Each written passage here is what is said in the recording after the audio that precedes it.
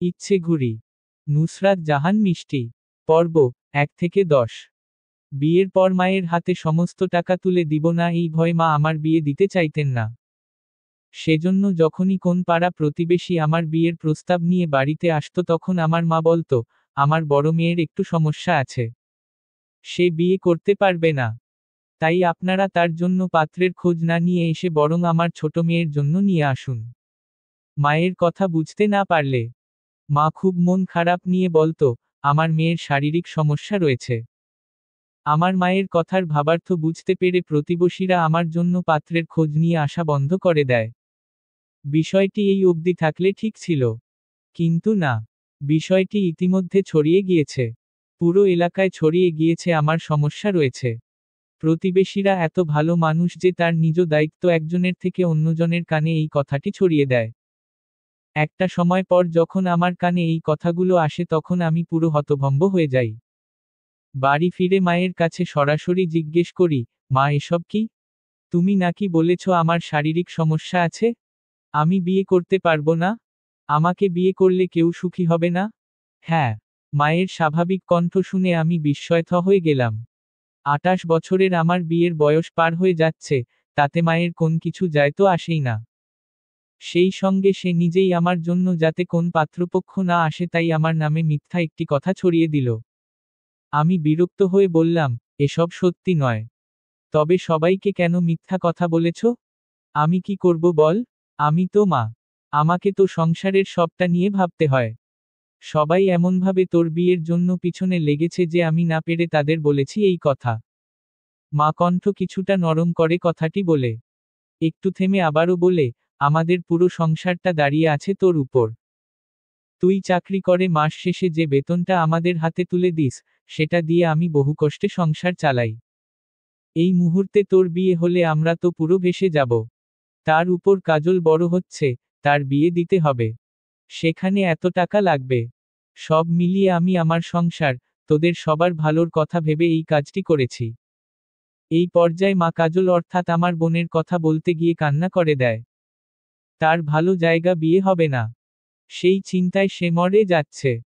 এক কথায় আকারে ইঙ্গিতে মা বুঝিয়েছে, কাজলের বিয়েটা আগে দিতে চায় সে। তার বিয়ের পর আমার বিয়ের কথা ভাববে। আমি মায়ের চিন্তা বুঝতে পেরে বললাম, তুমি কাজলের বিয়ে আগে দাও তাতে আমার কোন সমস্যা নেই। কিন্তু তাই বলে এসব মিথ্যা কথা বলবে? না বুঝে বলে ফেলেছি। মাফ করে দে। আমি তাদের কিভাবে থামাবো বুঝতে পারিনি রে। তাই তো বলে ফেলেছি। মা আমার কাছে বারবার ক্ষমা চাচ্ছিল। তাই আমি আর কথা না বাড়িয়ে নিজের ঘরে চলে আসলাম। তবে এখানে আমি চাইলে মাকে বলতে পারতাম, আমার বিয়ে হলেও আমি তাদের দেখব। আমার এই কথায় যে পাত্র রাজি হবে তাকেই বিয়ে করব। কিন্তু না, এসব কথা বলে লাভ নাই। কারণ আমি খুব ভালো করে জানি, আমার মা যতই বলুক কাজলের বিয়ের পর আমার বিয়ে দিবে। সে আসলে চায় না আমার বিয়ে দিতে। সে কখনোই আমার বিয়ে নিয়ে ভাববে না। আমার বাবা, মা বরাবরই আমার বিয়ে নিয়ে ভীষণ উদাসীন। দিনের পর দিন যে আমার বয়স বেড়ে যাচ্ছে। একটা সময় পর বয়সের জন্যই আমার বিয়ে হবে না। সেই কথা বুঝেও তারা কখনো আমার বিয়ে নিয়ে ভাবেনি। আমি ভাবতাম, এটা শুধুমাত্র আমার চাকরির জন্য। বাবার একার চাকরির টাকায় সংসারটা সত্যি চলছে না। সেজন্য আমার টাকাগুলো খুব দরকার। তবে বিয়ে হয়ে গেলে তো শ্বশুরবাড়ির লোক কখনো পুরো টাকা এখানে খরচ করতে দিবে না। এটা আমার বাবা, মায়ের ধারণা। তাই তারা আমার বিয়ে নিয়ে উদাসীন। কিন্তু যাতে বিয়ের জন্য কোন প্রস্তাব না আসে সেজন্য এভাবে একটি মিথ্যা কথা বলে দিবে মা সেটা আমি কখনোই ভাবিনি। এই মুহূর্তে এটা এত ছড়িয়ে গিয়েছে যে এখন আমার বয়সের সঙ্গে যে এটাও বিয়ের পথে বাধা হয়ে দাঁড়াবে তা আমি বেশ বুঝেছি। সেজন্যই মায়ের সঙ্গে কথা বাড়ালাম না। কথা বাড়িয়ে লাভ কি? শুধু শুধু নির্লজ্জ উপাধি পাব। কিন্তু আমিও তো মানুষ। মেয়ে মানুষ। প্রত্যেক মেয়েরই বিয়ে নিয়ে অনেক স্বপ্ন থাকে। একটি আকাঙ্ক্ষা থাকে। আমার বাবা, মা যে চায় আমার এই স্বপ্ন না থাকুক সেটা আমি বেশ বুঝেছি। সেজন্য কথা বাড়িয়ে সত্যি কোন লাভ নেই। তবে পছন্দের মানুষ থাকলে অবশ্যই কথা বলতাম। তার সঙ্গে ঘর বাঁধার জন্য লড়াই করতাম। আমি এতদিন ভাবতাম, শুধুমাত্র টাকার জন্য আমার বাবা মা আমাকে বিয়ে দিয়ে হাতছাড়া করতে চায় না। কিন্তু এটা যে পুরোপুরি সত্যি নয় সেটা আমি আজ রাতে বুঝতে পারলাম। যদিও সত্যিটা জানতে পারিনি। তবে বাবা, মায়ের কথা শুনে বুঝলাম তাদের আমার প্রতি উদাসীন হওয়ার আরও একটি কারণ রয়েছে। আমার মনে যে মাঝে মাঝে প্রশ্ন জাগে, আমার নিজের বাবা মা হয়ে তারা কেন আমার কথা না ভেবে নিজেদের স্বার্থের কথা ভাবে। টাকার জন্য বাবা মায়ও এমন করতে পারে, কিন্তু এটা যে শুধু টাকার জন্য নয় তার ইঙ্গিত আজ আমি পেলাম। বাবা রাতে বাসায় ফিরতে মা তাকে বলে, তোমার মেয়ে আজ জানতে চাচ্ছিল আমি কেন অন্যদের কাছে তার নামে মিথ্যা বলে বেড়াই। তারপর তুমি কি বললে? বাবা খুব শান্ত গলায় কথাটি জানতে চায়। মা খুব ভাব নিয়ে বলে, প্রথমে অবশ্য ভেবেছিলাম 2-4 কথা শুনিয়ে দিব। তবে পরে ভাবলাম ওর সঙ্গে এমনভাবে কথা বলা উচিত যাতে ও তেমনভাবে এসব বিষয় নিয়ে রিয়াক্ট না করতে পারে। আমি সেটাই করলাম। ভালো। এবার যত দ্রুত সম্ভব কাজলের বিয়েটা দিয়ে দিতে হবে। আমি কয়েকজনকে বলেছি ভালো পাত্রের খোঁজ দিতে। বাবার এই কথায় মা সম্মতি জানিয়ে বলে, হ্যাঁ পুষ্প হাতের বাহিরে চলে যাবার আগেই কাজলের বিয়েটা দিয়ে দিতে হবে। ও মেয়ের লক্ষণ ভালো না। বয়স বেড়েছে, এখন মাথায় বিয়ের ভূত চাপছে মনে নয়। লাজ শরমের মাথা খেয়ে কোনোদিন না বলে বসে আমার বিয়ে দাও। পুষ্পের মুখে বুলি ফোটার আগেই কাজলের বিয়েটা সেরে ফেলতে হবে। ওর মুখে বুলি ফুটলেও বাকি। এতগুলো বছর ওর পিছনে এত এত খরচ করে যে পড়ালেখা করে মানুষ করেছি এটাই যথেষ্ট নয়। আমার তো প্রতি মুহূর্তে আফসোস হয় সেদিন ওই ভুল সিদ্ধান্তটা না নিলে আজ পুষ্পের পিছনে এত টাকা নষ্ট হতো না আমার। বাবার শেষ কথাগুলো শুনে আমি হতভম্ব হয়ে গেলাম। তবে কিছু বুঝে ওঠার আগেই কাজল সেখানে চলে আসে। আমাকে এখানে দেখে জিজ্ঞেস করে, আপু দরজার সামনে দাঁড়িয়ে আছিস কেন? বাবার সাথে কথা ছিল। তবে ভেতরে মনে হয় বাবা মা গুরুত্বপূর্ণ কিছু আলোচনা করছে। তাই ভাবছি পরে বলবো। এই কথা বলে নিজের ঘরের উদ্দেশ্য পা বাড়ালাম। কাজল বিষয়টি নিয়ে ততটা ভাবে না। সে নিজের কাজে মগ্ন হয়ে যায়। এদিকে ঘরে এসে আমি চিন্তায় পড়ে গেলাম। বাবা এসব কি বলল? আমার প্রতি তারা এত বিরক্ত কেন? নিজের অজান্তেই কি আমি এমন কিছু করে ফেলেছি যার জন্য বাবা মা আমার উপর বিরক্ত হয়ে গিয়েছে? আমাকে বোঝা মনে করছে। আমার পিছনে ব্যয় করাটাকে তারা তাদের দায়িত্ব না ভেবে বোঝা ভাবছে। কিন্তু আমি কি করেছি? সকালবেলা অফিসের উদ্দেশ্য বের হচ্ছিলাম। কিন্তু মাথায় রাতের প্রশ্নগুলোই ঘুরছে। তবে কাউকে এই বিষয়ে জিজ্ঞেস না করে বাহিরে বের হলাম। গলির দিয়ে হেঁটে মেইন রোডের কাছে যাচ্ছিলাম। সেই পথে এক চাচির সঙ্গে দেখা। সে আমাকে দেখে শান্ত গলায় বলল, পুষ্প অফিসে যাচ্ছ? হ্যাঁ। আমি মিষ্টি হেসে কথাটির জবাব দিলাম। চাচি হাসতে হাসতে আমাকে বলে, অফিস বন্ধের দিন আমার সঙ্গে যোগাযোগ করো। আমি এক ভালো হুজুরকে চিনি, যে তোমাকে দেখে তোমার সমস্যার সমাধান দিতে পারবে। এই কথা শুনে আমি বিরক্তি নিয়ে পাশ কাটিয়ে চলে গেলাম। চাচি পিছনে দাঁড়িয়ে জোরে জোরে সেই হুজুরের গুণগান গাইতে শুরু করে। তার পানি পোড়ায় অনেক জোর। একবার তার থেকে তাবিজ নিলে সব ঠিক হয়ে যাবে। আমি বিরক্তি নিয়ে দ্রুত পায়ে হেঁটে মেইন রোডের কাছাকাছি চলে আসলাম। একটি রিকশাকে ডাক দিতে। রিকশা এসে আমার সামনে দাঁড়ায়। আমি রিকশায় উঠতে নিব সেই মুহূর্তে আমার মাথার উপর একটি ঘুড়ি এসে পড়ে। আমি ঘুড়িটি মাথা থেকে হাতে নিয়ে চোখের সামনে ধরতে দেখি সেখানে লেখা, ইচ্ছে ঘুড়ি। এটা আমার ঘুড়ি। কথাটি কানে যেতে আমি পাশে ঘুরে তাকালাম। আমার সামনে পাড়ার সবার পরিচিত বাউন্ডুলে ছেলেটি দাঁড়ানো। সব সময় অফিস থেকে ফেরার সময় পাড়ার মোড়ে আড্ডা দিতে দেখি। কখনো বা কারো সঙ্গে তর্কে জড়াতে। আমি ঘুড়িটা দিচ্ছিলাম না দেখে সে আবার বলে, এটা আমার ঘুড়ি। আমি এবার তাকে ভালোভাবে লক্ষ্য করলাম। তার পাশে এসে কয়েকজন বাচ্চা দাঁড়িয়েছে। হাতের ঘুড়ির দিকে একবার তাকিয়ে তার দিকে উপহাসের এক হাসি দিয়ে বললাম, আজ বড় কাউকে পাননি বলে বাচ্চাদের জ্বালাতন করছেন? জি না। এটা বলে ছো মেরে ঘুড়িটা আমার হাত থেকে কেড়ে নিল। আপনি কেমন এবং কি পারেন সেটা সবাই জানে। এই কথা বলে আমি কথা না বাড়িয়ে রিকশায় উঠে বসলাম। রিকশাওয়ালাকে রিকশা চালাতে বললে সে রিকশার সামনে এসে দাঁড়ায়। এটা দেখে আমি কিছুটা বিরক্ত হলাম। সে হাসি মুখে বলে, এই যে বাচ্চারা আমি তোমাদের বিরক্ত করছিলাম? না তো। তুমি তো আমাদের সাথে খেলছিলে। আমরা খুব মজা করছিলাম। একটি বাচ্চা ছেলে কথাটি বলে উঠল। তার সঙ্গে সম্মতি জানায় সবাই।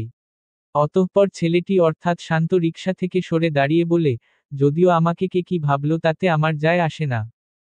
তবুও মাঝে মাঝে কিছু মানুষকে চোখে আঙুল দিয়ে সত্যি দেখাতে হয়। মামা চলুন। এখানে বসে কারো বাজে কথা শোনার একদম সময় নেই। আমার এই কথাটি শুনে শান্ত রিকশার সামনে আবার এসে দাঁড়ায়। বিরক্তি নিয়ে বলে, পাড়ার কুচুটে কাকিমাদের মতো ব্যবহার করবেন না। আপনি একজন শিক্ষিত মেয়ে, অবশ্যই ঘটনার একটু অংশ দেখে পুরোটা সাজাবেন না। এটা আপনার থেকে আশা করা যায় না। যাই হোক, আমি কেমন ছেলে সেটা তো আমি আপনাকে জানাবো না। তবে আপনিও শুনে রাখুন, শোনা কথায় আপনার সম্পর্কেও অনেক কিছু জেনেছি। সবাই জানে। তো সেই হিসাবে আমিও নিজের মতো আপনি কেমন মেয়ে সেটা ধরে নিব। শান্ত কোন কথায় ইঙ্গিত করে কথাটি বলেছে বুঝতে পেরে আমি মেরে গেলাম। কথা না বাড়িয়ে বললাম, সরি, আমার দেরি হয়ে যাচ্ছে। আমার মুখের ভাবভঙ্গি দেখে শান্ত সরে যায়। রিকশা চলতে শুরু করে, সেই সময়ে শান্ত তার ঘড়িটি আমার হাতে ধরিয়ে দেয়। অতঃপর বলে, এটা ইচ্ছে ঘুড়ি। একটি ইচ্ছে বলে উড়িয়ে দিয়েন। ইচ্ছে পূরণ হয়ে যাবে। আমি রিকশাওয়ালা মামাকে একটু দাঁড়াতে বলে ঘুড়িটি শান্তর দিকে এগিয়ে দিলাম।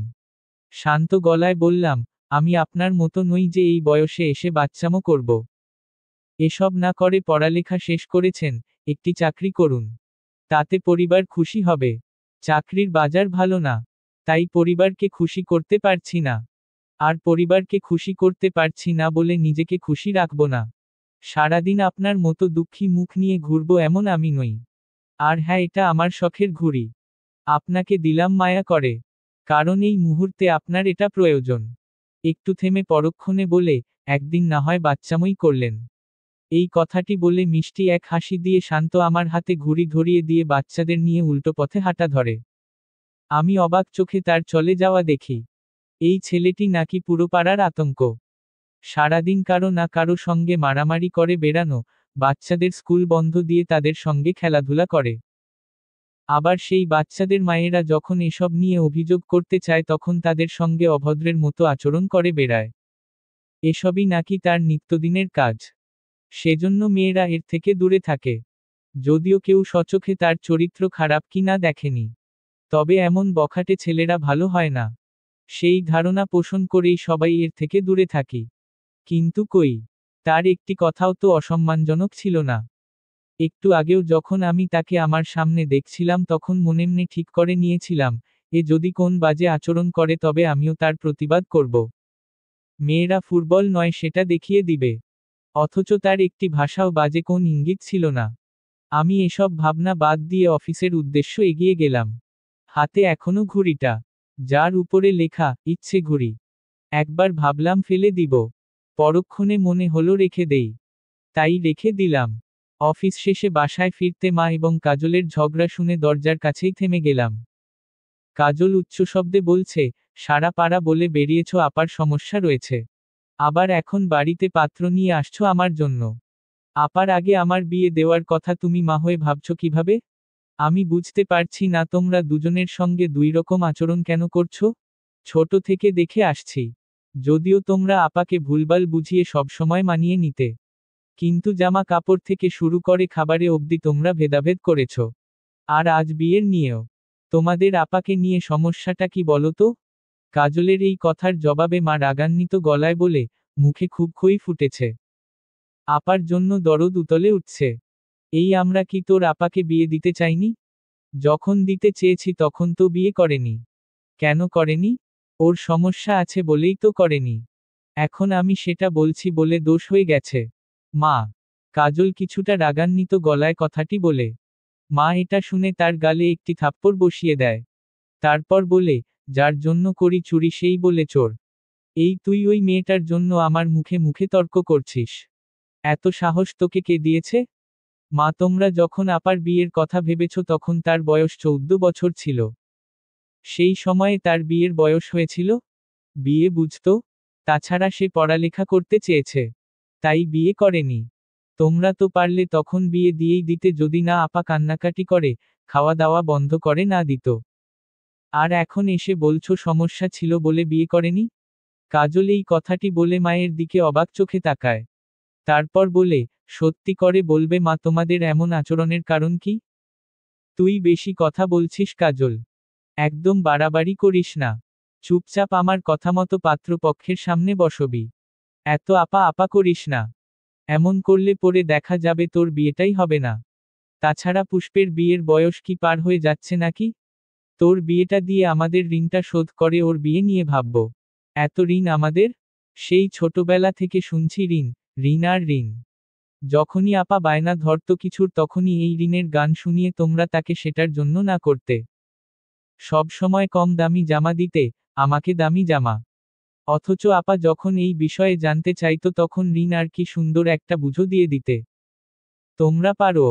4 জনের সংসার চালাতে আহামরি কি খরচ যায়? সেই সংসারে তোমরা এত ঋণ করেছ কি? এখনো আপাকে অভাব অভাব আর অভাবের কথা শোনাও। সংসার চলে না এমন একটা ভান ধরে তাকে দৈনিক ওভার টাইম করাতে বাধ্য করো। এত অভাব আমাদের? নাকি এসব দেখিয়ে আপার সমস্ত টাকা নিয়ে নিচ্ছ কৌশলে? কাজল এবার বাড়াবাড়ি করে ফেলছে বুঝতে পেরে মা তাকে আরো কয়েকটা থাপ্পড় লাগিয়ে দেয়। তারপর চুপচাপ ঘরে চলে যেতে বলে। কাজল ঘরে যায়। তবে যাবার আগে বলে, আমাকে চুপ করিয়ে দিলে না হয়।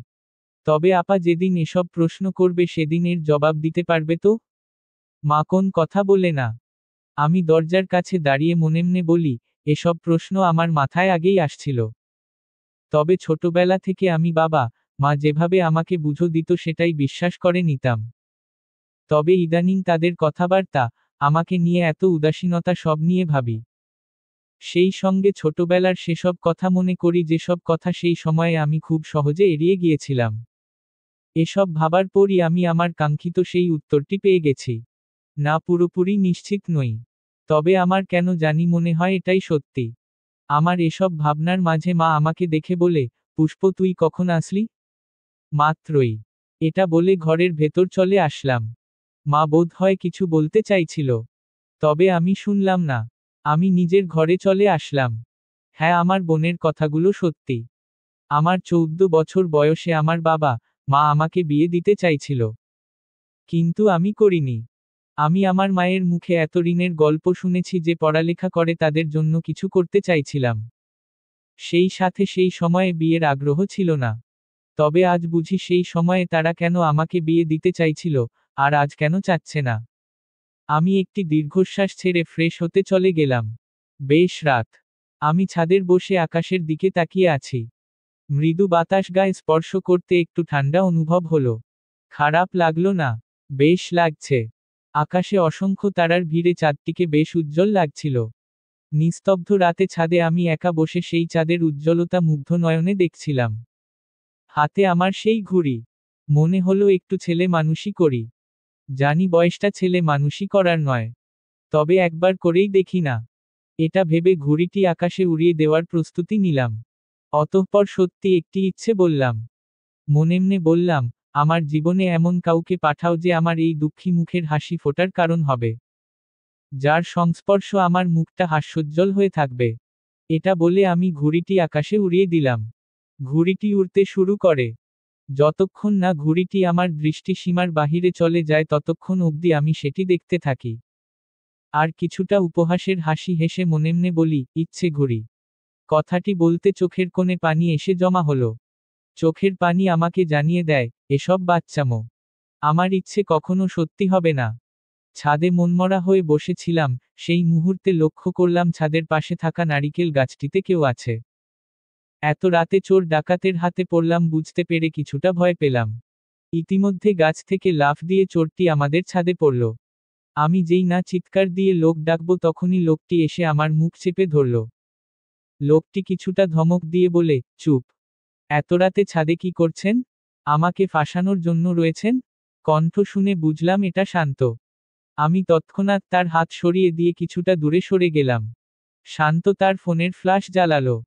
আমি কিছুটা দূরত্ব রেখেই বললাম, আপনি এত রাতে আমাদের বাড়ির ছাদে কি করছেন? চুরি করার অভ্যাসও আছে? এই দুনিয়ার সব খারাপ গুণই কি আপনার আছে?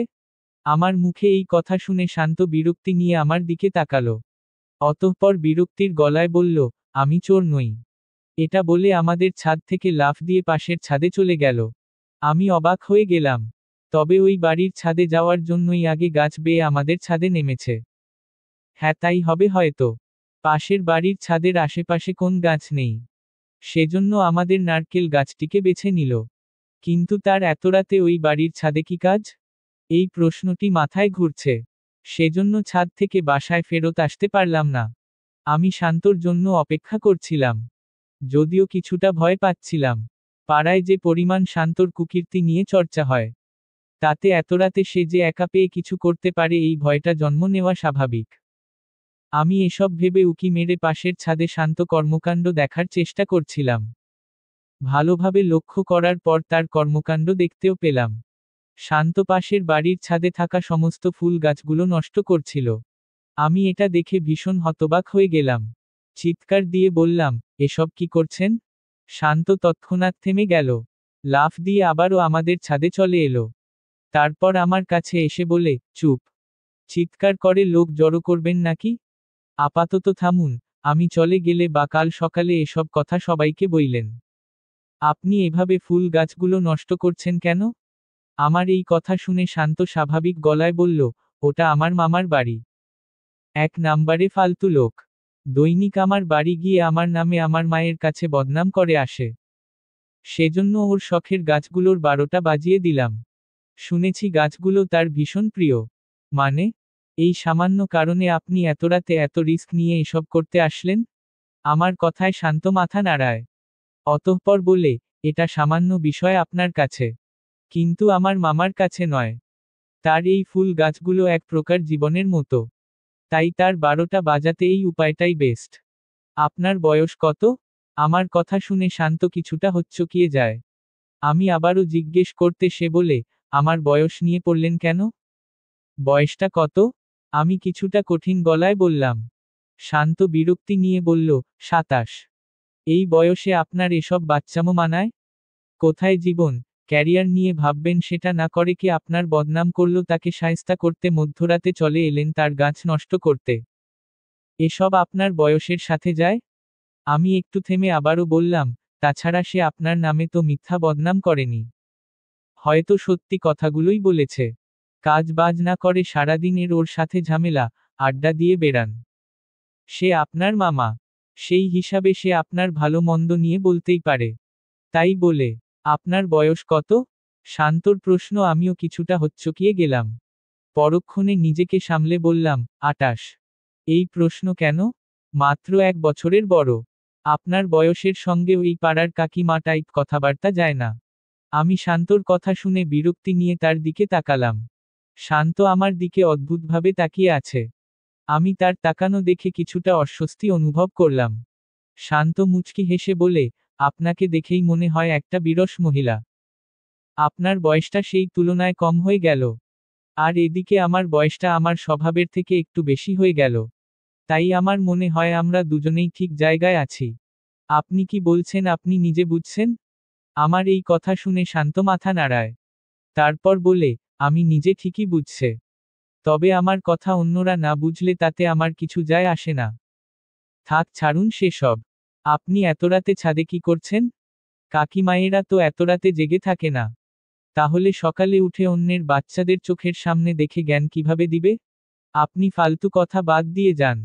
আমার কথা শুনে শান্ত চোখ বড় করে আমার দিকে তাকালো। আমি কিছু বলার আগে সেই বলল, এখানে আমি আপনার ইচ্ছেতে আসিনি। আমি কারো ইচ্ছেতেই কিছু করি না। আমি নিজের জীবন নিজে পরিচালনা করতে পারি। আপনার মতো মহান নই আমি। আমাকে কতটুকু চেনেন যে আমার সম্পর্কে না জেনেই মন্তব্য করছেন? যথেষ্ট চিনি। পাড়ায় আপনাকে নিয়ে যে পরিমাণ আলোচনা হয় তাতে আপনাকে এই পাড়ায় চেনে না এমন মানুষ খুব কম। শান্তর মুখে এই কথা শুনে আমি হকচকিয়ে গেলাম। কিছুটা লজ্জাও পেলাম। মানুষ আমার সমস্যা আছে, বিষয়টি এমনভাবে ছড়িয়েছে যে এখন পুরুষরাও এসব জানে। এটা ভাবতেই খারাপ লাগছে। আমার মনের কথা বোধ হয় শান্ত বুঝতে পারল তাই বলে উঠলে, আরে ওসবে চাপ নিয়েন না। মানুষ তো বলার জন্যই আছে। আপনি বিয়ে করে 2 বাচ্চার মা হয়ে যান, দেখবেন তখনও বলবে আপনার স্বামী আপনার এত বড় সমস্যা জানার পরও সংসার কিভাবে করছে? আমি অবাক হয়ে শান্তর দিকে তাকালাম। শান্ত মাথা নাড়ালো। যার অর্থ হ্যাঁ, প্রতিবেশীরা এমনই। আমিও জানি এটা। তবে মাঝে মাঝে খারাপ লাগাটা এসে যায়। আমি চুপ করে আছি দেখি শান্ত বলে, এত দ্রুত এত দূর চলে যাবেন না। আমি এত রিস্ক নিতে পারবো না। মানে? আমি বুঝতে না পেরে জিজ্ঞেস করি। এই কথার জবাবে শান্ত কিছুটা দূরে গিয়ে বলে, যেভাবে ভাবনায় পড়েছেন তাতে মনে হচ্ছে আপনি এখনই 2 বাচ্চা নিয়ে নিবেন। আর এখানে যেহেতু এখন আমি আছি, সেহেতু আপনার ওই মিশনে যদি আমি ফেঁসে যাই। না বাবা, আমার দ্বারা হবে না। কি? আমি 2 মিনিট হতভম্ব হয়ে শান্তর দিকে তাকিয়ে আছি। শান্ত কথা না বাড়িয়ে দ্রুত নারকেল গাছে উঠে পড়ল। আমি চিৎকার করে বললাম, ফাজিল ছেলে। আমার এই কথা শুনে শান্ত হাসতে শুরু করল। হাসতে হাসতে গাছ থেকে নামছিল। অতঃপর চলে গেল। শান্ত চলে যেতে তার শেষ কথা ভেবে আমিও হেসে দিলাম। সকালবেলা পাশের বিল্ডিং এর চাচার অর্থাৎ শান্তর মামার চিৎকার চেঁচামেচির শব্দ শোনা গেল। যদিও বাসার অন্যরা বুঝল না এই চিৎকারের কারণ। কিন্তু আমি বুঝেছি। আমি তো জানি কেন সে এমন করছে। মা বিষয়টি জানতে চলে যায়। আমি অফিসের জন্য তৈরি হয়ে বের হই। তবে বের হওয়ার সময় কাজলের সঙ্গে দেখা হয়। আমি শান্ত গলায় বলি, মায়ের তোর বিয়ে নিয়ে অনেক শখ। সেটা এভাবে ভেঙে দিস না। রাজি হয়ে যা। কাজল কিছু বলতে চাচ্ছিল। তবে তাকে সেটা বলার সুযোগ না দিয়ে আমি বেরিয়ে আসি। আমি বাহিরে বের হতে দেখি ইতিমধ্যে পাশের বিল্ডিংয়ে বেশ মানুষ জড়ো হয়েছে। সেখানে শান্তর মামা তার শখের ফুল গাছের জন্য কান্নাকাটি করছিল। তাদের গেটের কাছে শান্তকে দেখে আমি কিছুটা অবাক হলাম। আমাকে দেখে শান্ত বোকা বোকা একটি হাসি দেয়। তারপর ইশারা দিয়ে ভেতরে তাকাতে বলে। সে তার মামার কষ্ট পাওয়া দেখে যে বেশ মজা পাচ্ছে, এই মজাটা উপভোগ করতেই সকাল সকাল এখানে চলে এসেছে।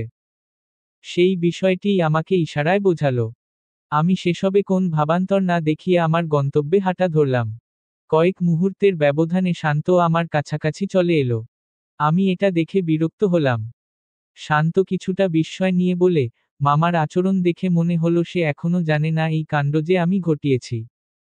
তা আপনি তাদের সত্যিটা বলেন নাই? না। তবে আপনি কাজটি ঠিক করেননি। সবাই জানে আমি যে কোন কাজই ঠিক করি না। কিন্তু সবাই জানলে তো চলবে না। আমি জানি আমি যা করি তা সঠিক। আমার জন্য এটাই যথেষ্ট। আমি শান্তর কথা শুনে দাঁড়িয়ে গেলাম। অবাক কণ্ঠে বললাম, নিজে সঠিক এটা মানেন বলে আপনি যা খুশি তাই করবেন? অন্যরা কি ভাবলো আর কি ভাবলো না সেসব নিয়ে একবারও ভাববেন না? জি না। একবারও ভাবব না। অন্যদের জন্য নিজের খুশি বিসর্জন দেওয়ার মতো মহান আমি নই। আর হতেও চাই না। এটা বলে শান্ত ভাব নিয়ে উল্টো হাঁটা ধরে। আমি কিছু জিজ্ঞেস করার আগেই সে বলে, আমি আর একটু মামার পাগলামি উপভোগ করতে যাচ্ছি। আমি আর কথা না বাড়িয়ে আমার গন্তব্যে এগিয়ে গেলাম। অফিসে বসে কাজ করছিলাম। সেই মুহূর্তে মা ফোন দিল। ফোনটা ধরতে ওপাশ থেকে বলল, আসার সময় এই জিনিসগুলো নিয়ে আসিস। কিছু জিনিসের নাম বলে ফোনটা কেটে দিল। তার যা প্রয়োজন সেগুলোর কথা বলে ফোনটা রেখে দিল। আমার কথা শোনার প্রয়োজন বোধ করল না। মায়ের এমন আচরণে অবাক হলাম না। এগুলো এখন আমার জন্য রোজকার ঘটনা। তবে তাদের এমন আচরণ নিয়ে আগে প্রচুর ভাবতাম। কষ্ট পেতাম। কারণ তখন আমি সত্যিটা দেখেও দেখার চেষ্টা করিনি। আজ সেই সত্যিটা আমি দেখতে পাচ্ছি। সব ঘটনা এবং কিছু কথা সাজিয়ে গুছিয়ে আমি আমার উত্তরটা পেয়ে গেছি। আমার সন্দেহ যে মিথ্যা নয় সেটা আমি জানি। এখন অনেকটাই নিশ্চিত। তাই তো তাদের কথায় কষ্ট পাচ্ছি না। হয়তো আমার মন মেনে নিচ্ছে তারাই ঠিক। আমার আগমন তাদের জীবনে ভুল সময়ে হয়েছে। এটি তাদের একটি ভুল সিদ্ধান্ত ছিল। তাই তো আজ এটা নিয়ে আফসোস হচ্ছে। অফিস থেকে বের হওয়ার পথে বাজারে ঢুকলাম। মায়ের বলে দেওয়া জিনিসগুলো কিনতে শুরু করলাম। সবগুলো কিনে রাস্তার কাছে এসে রিক্সা খুঁজছিলাম। সেই সময়ে রাস্তার ওপর পাশে ফুলের গাছের দোকানে শান্তকে দেখে অবাক হলাম। সে এই সময়ে এখানে কি করছে? কয়েকটি গাছ দেখলাম। এগুলো কিনবে? মনে এই প্রশ্নটি আসলেও তেমন ভাবান্তর দেখালাম না। আমি রিক্সা ডেকে চলে আসলাম। বাসায় এসে জিনিসগুলো মায়ের হাতে দিতে মা বলল, আগামীকাল পাত্রপক্ষ আসবে কাজলকে দেখতে। ছবি দেখে পছন্দ করেছে। সব ঠিক থাকলে এখানে বিয়েটা হয়ে যাবে। কিন্তু কাজল একটু পাগলামি করছে। তুই একটু কাজলকে বোঝা। আমি মাথা নাড়ালাম। মা আমতা আমতা করে বলে, কাজলকে একটু এটা বলিস যে আমি যেটা বলেছি সেটাই সত্যি। সেজন্য তুই বিয়ে করতে চাস না। নয়তো বুঝিস তো, পাড়ার সবাই এই বিষয়ে কথা বলছে দেখেই ও এমন পাগলামি করছে। ওর বিয়েটা দেওয়াও তো জরুরি। তাই বলছিলাম কি এটা নিয়ে।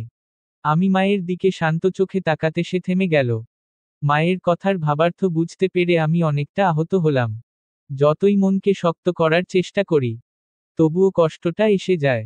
নিজেকে সামলে আমি বললাম, আমি কাজলে বুঝিয়ে বলবো। ও বিয়েতে অমত করবে না। চিন্তা করো না। এই কথা বলে ফ্রেশ হয়ে আমি কাজলের ঘরে গেলাম। আমাকে দেখে কাজল বলল, মা পাঠিয়েছে? আমি মাথা নাড়ালাম। কাজল বিরক্তি নিয়ে বলে, তোমার মনে হয় না বাবা, মা তোমার সঙ্গে অন্যায় করছে আপা? আমি জবাব দিলাম না। কাজল নিজ থেকেই বলে, আমার তো মাঝে মাঝে মনে হয় তুমি তাদের মেয়েই নও। বাবা, মা তোমাকে সেটা মনেই করে না। আমি ম্লান হাসলাম। কিছু একটা মনে পড়তে হাসিটা মুখে ফুটে উঠল। না, এটা খুশির হাসি নয়। আমি ম্লান হাসি মুখে ধরে রেখে বললাম, তোর বিয়েটা করা উচিত। কিন্তু বড় তো তুমি। কাজলের এই কথার জবাবে আমি তার পাশে বসে তার হাতটি ধরে শান্ত গলায় বললাম, আমি বিয়ে করব। তবে এই সময়ে না। আগে আমাদের সংসারের সব ঋণ, তোর বিয়েটা ভালোভাবে মিটে যাক, তারপর করব। ঋণ না কচু। কাজল ব্যঙ্গ করে কথাটি বলে। আমি শান্ত গলায় বললাম, আমি জানি আমাদের ঋণ নেই। বাবার বরং জমানো টাকা রয়েছে, যেটা সে তোর বিয়েতে কাজে লাগাতে চায়। অনেক শখ যে তাদের তোর বিয়ে নিয়ে। আমার মনে হয় তাদের এই শখটা পূরণ হওয়া দরকার। তাছাড়া আমার যে ঋণ রয়েছে, তাদের ঋণ না থাকলেও আমার ঋণ রয়েছে। আমাকে সেটা শোধ করতে হবে। সেজন্য হলেও এই মুহূর্তে আমার বিয়ে করা সম্ভব নয়। তাই তুই আমার কথা ভেবে এত বড় কাণ্ড ঘটাস না। আমার কথা শুনে কাজল চুপ হয়ে যায়। আমি তাকে খুব ঠান্ডা মাথায় বোঝালাম।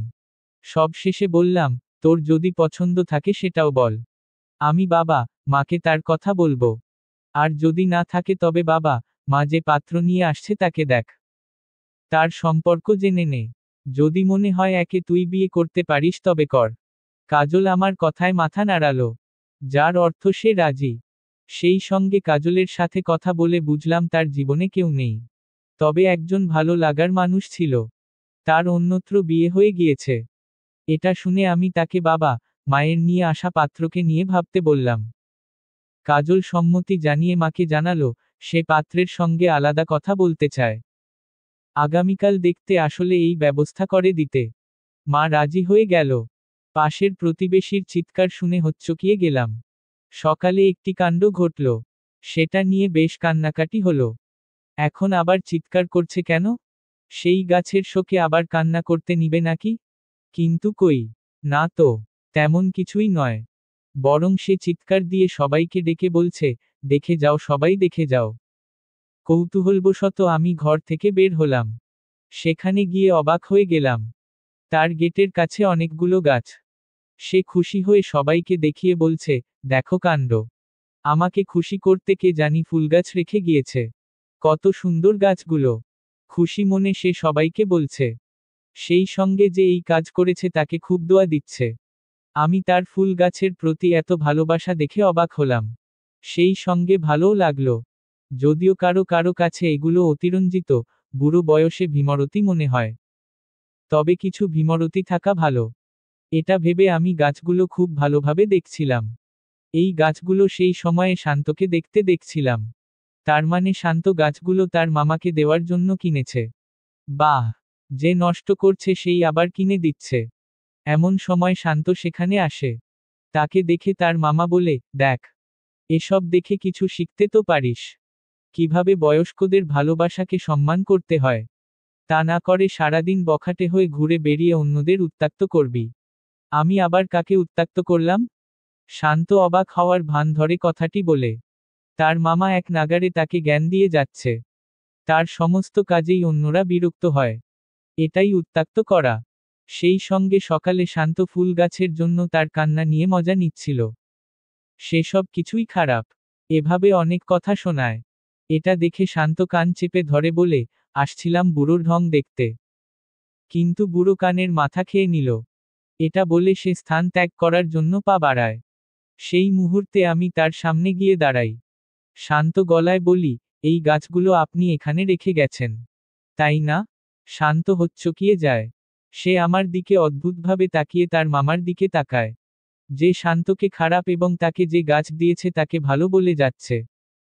শান্ত এটা দেখিয়ে আমাকে বলে, আপনার মনে হয় আমার মামার মুখে এত প্রশংসা শোনার মতো কোন কাজ আমি করব? ইস, ঠেকা পড়েছে। এটা কোন এক গাধা করেছে, যার টাকার মায়া নাই। নয়তো কেউ পকেটের টাকা দিয়ে এসব করে?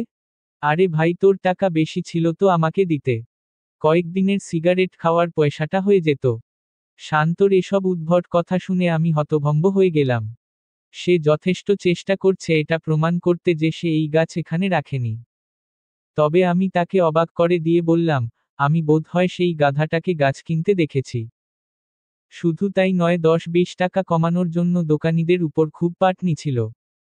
শান্ত একদম চুপ করে গেল। সে অবাক হয়ে আমার দিকে তাকিয়ে আছে। মনেমনে ভাবছে, ওটাও দেখেছে। তার ভাবনাকে সত্যি করে দিয়ে আমি বললাম, ও হ্যাঁ, সে তো অনেক আকুতি করে বলছিল, তার মা তাকে এই টাকাই দিয়েছে। কিছু টাকা কম না রাখলে তার সিগারেট খাওয়া হবে না। ডাক্তার তাকে বলেছে তার মস্তবড় রোগ হয়েছে। ঠিক সময়ে সিগারেটে টান না দিলে তার পেটের মধ্যে হার্ট অ্যাটাক হয়ে যাবে। শান্ত ধরা পড়ে গিয়েছে বুঝতে পেরে বোকা হেসে বলে, আসলেই ছেলেটা গাধা। এটা বলে কোনোরকম ভাবে কেটে পড়ল। আর আমি কোনোরকম হাসি চাপিয়ে একটু লোকজনের আড়ালে আসলাম। তারপর অট্টহাসি দিয়ে উঠলাম। ঠিক সেই মুহূর্তে শান্ত ঝড়ের বেগে আমার সামনে এসে বলে, যেদিন লোকের সামনে এভাবে মন খুলে হাসতে পারবেন সেদিন নিজেকে ঠকানোর অপরাধে আর ভুগবেন না। কথাটি বলে যেভাবে ঝড়ের বেগে সামনে এসেছিল সেভাবেই চলে যায়। তার কথা শুনে আমি থ হয়ে গেলাম। মনেমনে বললাম, আমি নিজেকে ঠকাচ্ছি? আজ ছুটির দিন। তবে বাসায় মন টিকল না। তাই একটু বাহিরে বের হলাম। ঘরের ভেতর বেশ তোড়জোড় চলছে। কাজলের আজ পাকা দেখা। মা আমাকে ঘরের কোন কাজে হাত দিতে দিল না। সে কয়েকজন প্রতিবেশীকে সঙ্গে নিয়ে সব আয়োজন করছে। প্রতিবেশীদের ভাষ্যমতে, পুষ্পর যে সমস্যা শুনলাম তাতে বিয়ের কাজে তার হাত লাগলে অমঙ্গল হবে। আমার মা এই কথাটি ধরেই আমাকে কোন কাজে হাত লাগাতে দিল না। সে আমাকে ঘরে বসে নিজের কাজ করতে বলল। তবে ঘরে বেশ খানিকটা সময় কাটানোর পরও ভালো লাগছে না। তাই একটু বাহিরে বের হলাম। রাস্তায় হাঁটাহাঁটি করছিলাম। মনটা ভীষণ বিষণ্ণ। যদিও আমি মন খারাপ করতে চাচ্ছি না, তবুও মন খারাপ হচ্ছে। বিষণ্ণ মন নিয়ে রাস্তা দিয়ে একা একা হাঁটছিলাম। সেই মুহূর্তে গলির মাথার দোকানটির সামনে চোখ গেল। সেখানে শান্তকে দেখা যাচ্ছে, যে খুব রাগান্বিত। তার রাগের বহিঃপ্রকাশ তার চোখ জানান দিচ্ছে। সে অগ্নিচোখে তাকিয়ে সামনের ছেলেটিকে কয়েকটা থাপ্পড় লাগিয়ে দিয়ে আঙুল তুলে শাসালো। আমি খানিকটা দূরে দাঁড়ানো, তাই তাদের কথা শুনতে পেলাম না। তবে শান্তর এমন ব্যবহার দেখে অবাক হলাম না। তার সম্পর্কে এসব কথা প্রায়ই শোনা যায়। যদিও নিজ চোখে আজ প্রথম দেখলাম তাকে কাউকে আঘাত করতে। আমি সেদিকে দিয়ে চোখ সরিয়ে উল্টো দিকে হাঁটা ধরলাম। বেশ খানিকটা হেঁটে ক্লান্ত হয়ে গেলাম। সেই মুহূর্তে সামনে কয়েকটি গাছের খণ্ড রাস্তার পাশে রাখা দেখে সেখানে গিয়ে বসলাম। দুপুর বেলা হওয়া রাস্তার মানুষের চলাচল তেমন একটা নেই। মাঝে মাঝে দুই একটি গাড়ির আসা যাওয়া দেখা যাচ্ছে। বেশ ভালোই লাগছে। মুক্ত আকাশ, মৃদু বাতাস বইছে, সেই সঙ্গে মাঝে মাঝে প্রকৃতির সৌন্দর্য উপভোগ করতে বাধা দিচ্ছে গাড়ির শব্দ। খুব একটা খারাপ লাগছে না। অনেকটা সময় সেখানেই বসে কাটিয়ে দিলাম। বিকালে ছাদে একা বসেছিলাম। নিচে পাত্রপক্ষ এসেছে। তাদের সঙ্গে বাবা, মা আলোচনা করছে বিয়ের তারিখ নিয়ে। সেসবে আমার কোন প্রয়োজনীয়তা নেই দেখে ছাদে বসে আছি। আজকের দিনটা ভালো লাগছে না। অফিস খোলা হলে বেশ হতো। এদিকে তাদের জন্য রাতের খাবারের ব্যবস্থা করা হয়েছে। সেজন্য তাদের বিদায় নিতে বেশ সময়। ততক্ষণ অবধি এখানে থাকা সম্ভব নয়। কিন্তু আমার ঘরে যেতে একদম ইচ্ছে করছে না। সবচেয়ে বড় কথা, আমার পরিবারের আমাকে প্রয়োজন নেই। সেজন্যই সেখানে যাওয়ার ইচ্ছে নেই। যদিও কাজল আমাকে তার পাশে থাকতে বলেছিল। কিন্তু আমি থাকি না, মা এই জিনিসটা ভালোভাবে নিবে না। বিশেষ করে প্রতিবেশীদের কাছে নিজের কথাকে সঠিক প্রমাণ করে রাখতে হলে আমাকে এসব থেকে দূরেই রাখতে হবে। তাই আমি কাজলের সঙ্গে থাকিনি। তাকে বুঝিয়ে ছাদে চলে আসলাম। হঠাৎ কানে চিকন স্বরে শীষ বাজানোর শব্দ ভেসে আসলো। আমি পাশে ঘুরে তাকাতে পাশের বাড়ির ছাদে শান্তকে দেখতে পেলাম। সে তার মামার বাড়িতে এসেছে। এটা দেখে অবাক হলাম না। এখানে তাকে আগেও প্রায়ই দেখা যেত। আমাদের কথা না হলে আগেও অনেকবার দেখা হয়েছে। তবে সেদিন ইচ্ছেঘুড়ি হাতে পাওয়ার পর থেকে কথা হয়েছে। তারপর বেশ কয়েকবার তার সঙ্গে কথা হয়েছে।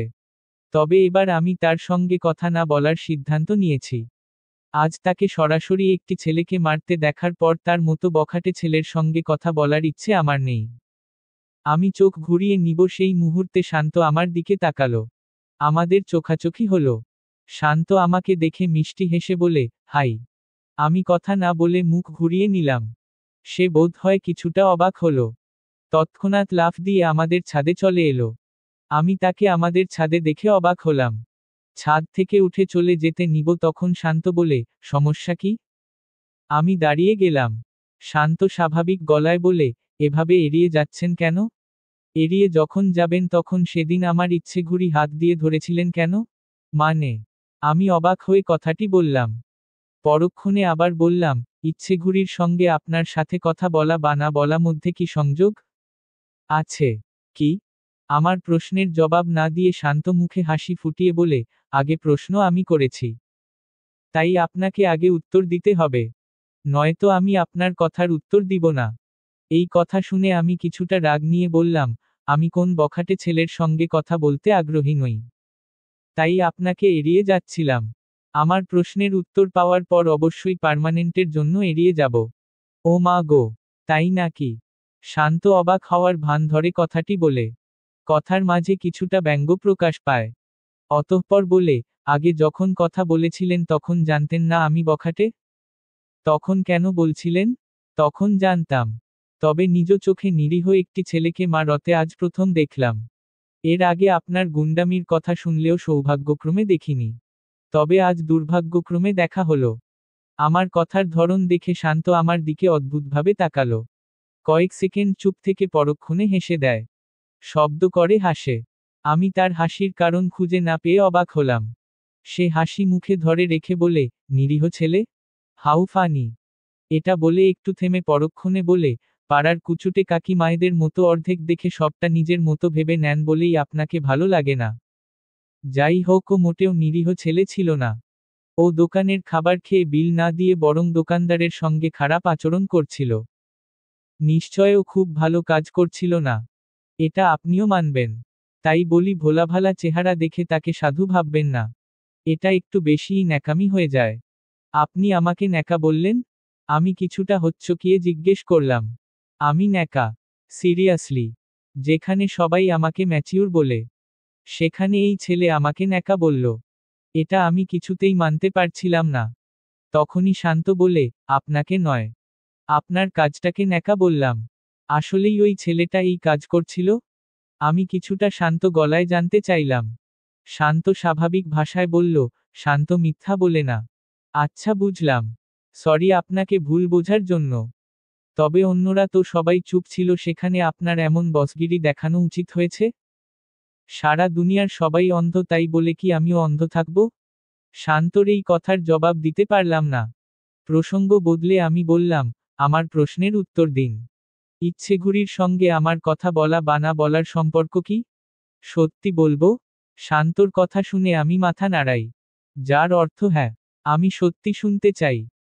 শান্ত নরম গলায় বলে, আমি ইচ্ছেঘুড়ি আকাশে ওড়ানোর সময় মনেমনে বলেছিলাম যদি কোন মানুষের হাতে এটা পড়ে তবে তার সঙ্গে বন্ধুত্ব করব। কিন্তু আমার কপাল দেখুন। ওটা পড়েছে আপনার মতো একটা কাকিমা টাইপ মেয়ের হাতে। আপনাকে সরাসরি যদি বলতাম বন্ধু হবেন, জীবনে হতেন না। তাই টুকটাক কথার মাধ্যমে সখ্যতা গড়ার চেষ্টা করছিলাম। তবে যা মনে হয় এটা কখনো সম্ভব না। কেন? আমি এই প্রশ্নটি করতে শান্ত হেসে বলে, আপনার মতো মানুষের সাথে আমার বন্ধুত্ব যায়? একদম না। আমি বাচ্চাদের সাথে বন্ধুত্ব করি না। হ্যাঁ। 27 বছরের আমিটাকে আপনি বাচ্চা বলছেন? আমার 28 বছর। সে হিসাবে আপনি আমার ছোট। অন্যভাবে ভাবলে আপনার বয়স বাড়লেও আপনি আপাদমস্তক পুরোটাই বাচ্চামো স্বভাবের। নয়তো কেউ ঘুড়ি যার হাতে যাবে তাকে বন্ধু বানাবে, এই করবে সেই করবে এমন কাজ করে? তো আপনার মতো বাচ্চার সঙ্গে আমার বন্ধুত্বটা ঠিক যায় না। একদম। আমিও আপনার সাথে বন্ধুত্ব করতে চাই না। জীবনে প্রথমবার আমি আমার ওই ইচ্ছেঘুড়ি নিয়ে করা কাণ্ডটিকে বাচ্চামো হিসাবেই ধরে নিলাম। আপনার কথার সঙ্গে সম্মতি জানাচ্ছি। কারণ ওটা আপনার হাতে পড়েছে। তাই মেনে নিলাম। অন্য কেউ হলে ঠিক বন্ধুত্ব করে নিতাম। শান্ত এসব কথায় আমি কিছুটা বিরক্ত হলাম। তাই প্রসঙ্গ বদলাতে বললাম, আবার ছাদের ফুল গাছগুলোর নষ্ট করতে এসেছেন? না তো। কেন আপনার এটা মনে হলো? শান্তর এই কথার জবাবে আমি ইশারায় বোঝালাম তাকে ছাদে ফুল গাছগুলোর দিকে তাকিয়ে থাকতে দেখে এটা মনে হলো। এটা বুঝতে পেরে শান্ত বলে, এই যে নিজের মতো সব ভেবে নেন এটাই খুব খারাপ। যাই হোক আমি গাছগুলো নষ্ট করতে আসিনি। আমার শখের সিগারেটের পয়সায় কেনা গাছগুলো মামা সঠিকভাবে যত্ন করছে কিনা সেটা দেখতে এসেছি। বাহ! ভালো। এই কথাটি বলে আমি চুপ করে গেলাম। শান্ত মাথা নাড়ালো। যার অর্থ সে খুব ভালো।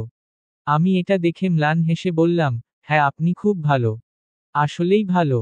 সারা দুনিয়া মানতে চায় না এটা ভিন্ন কথা। দুঃখী হওয়ার ভান করে শান্ত কথাটি বলে। যা দেখে আমার মুখে অটোমেটিক হাসি ফুটে উঠল। আমি শব্দ করে হেসে দিলাম। এটা দেখে শান্ত বলে, এভাবে স্বাচ্ছন্দ্যে যখনই হাসি পাবে হাসবেন। সবার সামনে নিজেকে দমিয়ে রেখে ঠকাবেন না। পরে এটা নিয়ে আফসোস হবে।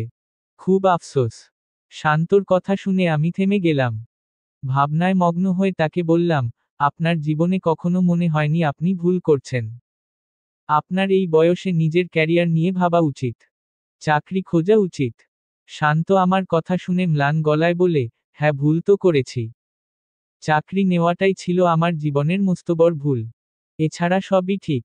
আমি শান্তর কথা শুনে অবাক হয়ে গেলাম। তার কথাটা ঠিক আমার হজম হলো না। তার কথার ভাবার্থ বুঝলেও আমি আবার জিজ্ঞেস করলাম, মানে? আপনাকে এত প্রশ্নের উত্তর দিব কেন? আপনি তো আমার বন্ধু নন। শান্তর এই কথায় আমি কিছুটা থমকে যায়। আমি কথা না বাড়িয়ে চুপ করে থাকি। এটা দেখে শান্ত মুচকি হাসি দিয়ে বলে, তবে এসব কথা বলাই যায়। তেমন পার্সোনাল কিছুই নয়। থাক বলতে হবে না। আমি কিছুটা অভিমান নিয়েই কথাটি বললাম। এটা দেখে শান্ত বলে, সবার উপর অভিমান করতে নেই। এতে মানুষ সস্তা ভাবে। আর হ্যাঁ নিজেকে কারো সামনে সস্তা করা একদম উচিত নয়। এতে সবাই একটু বেশিই মাথার উপরে উঠে নাচে। আপনার ফালতু কথা শোনার সময় নেই আমার। আমি গেলাম। আমি যাবার জন্য পা বাড়াতে শান্ত বলে, আরে নিচে আপনার বোনের পাকা কথা চলছে। সেখানে আপনার কোন প্রয়োজন নেই। তার চেয়ে বরং আপনি আমার ফালতু কথাই না হয় শুনুন।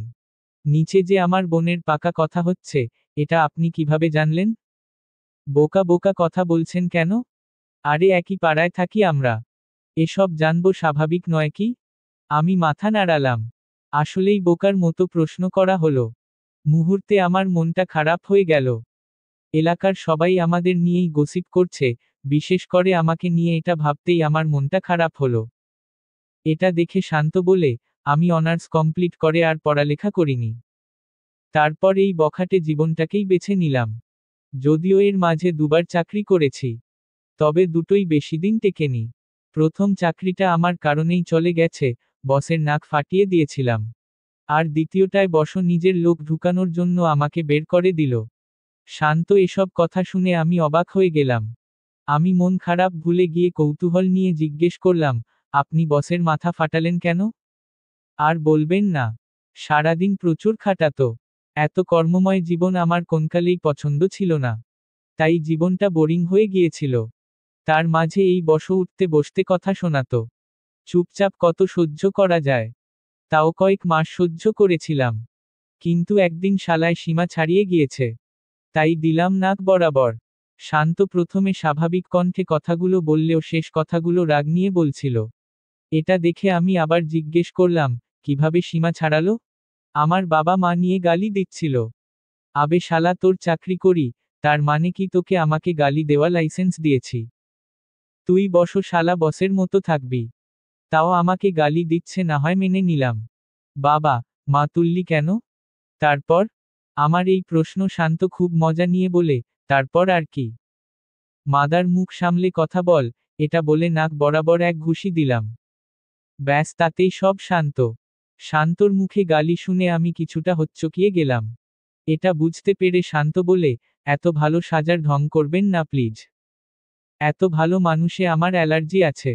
আচ্ছা। অ্যালার্জি যখন আছে তখন দূরে যান। আপনাকে আমার সঙ্গে কথা বলতে কে বলেছে?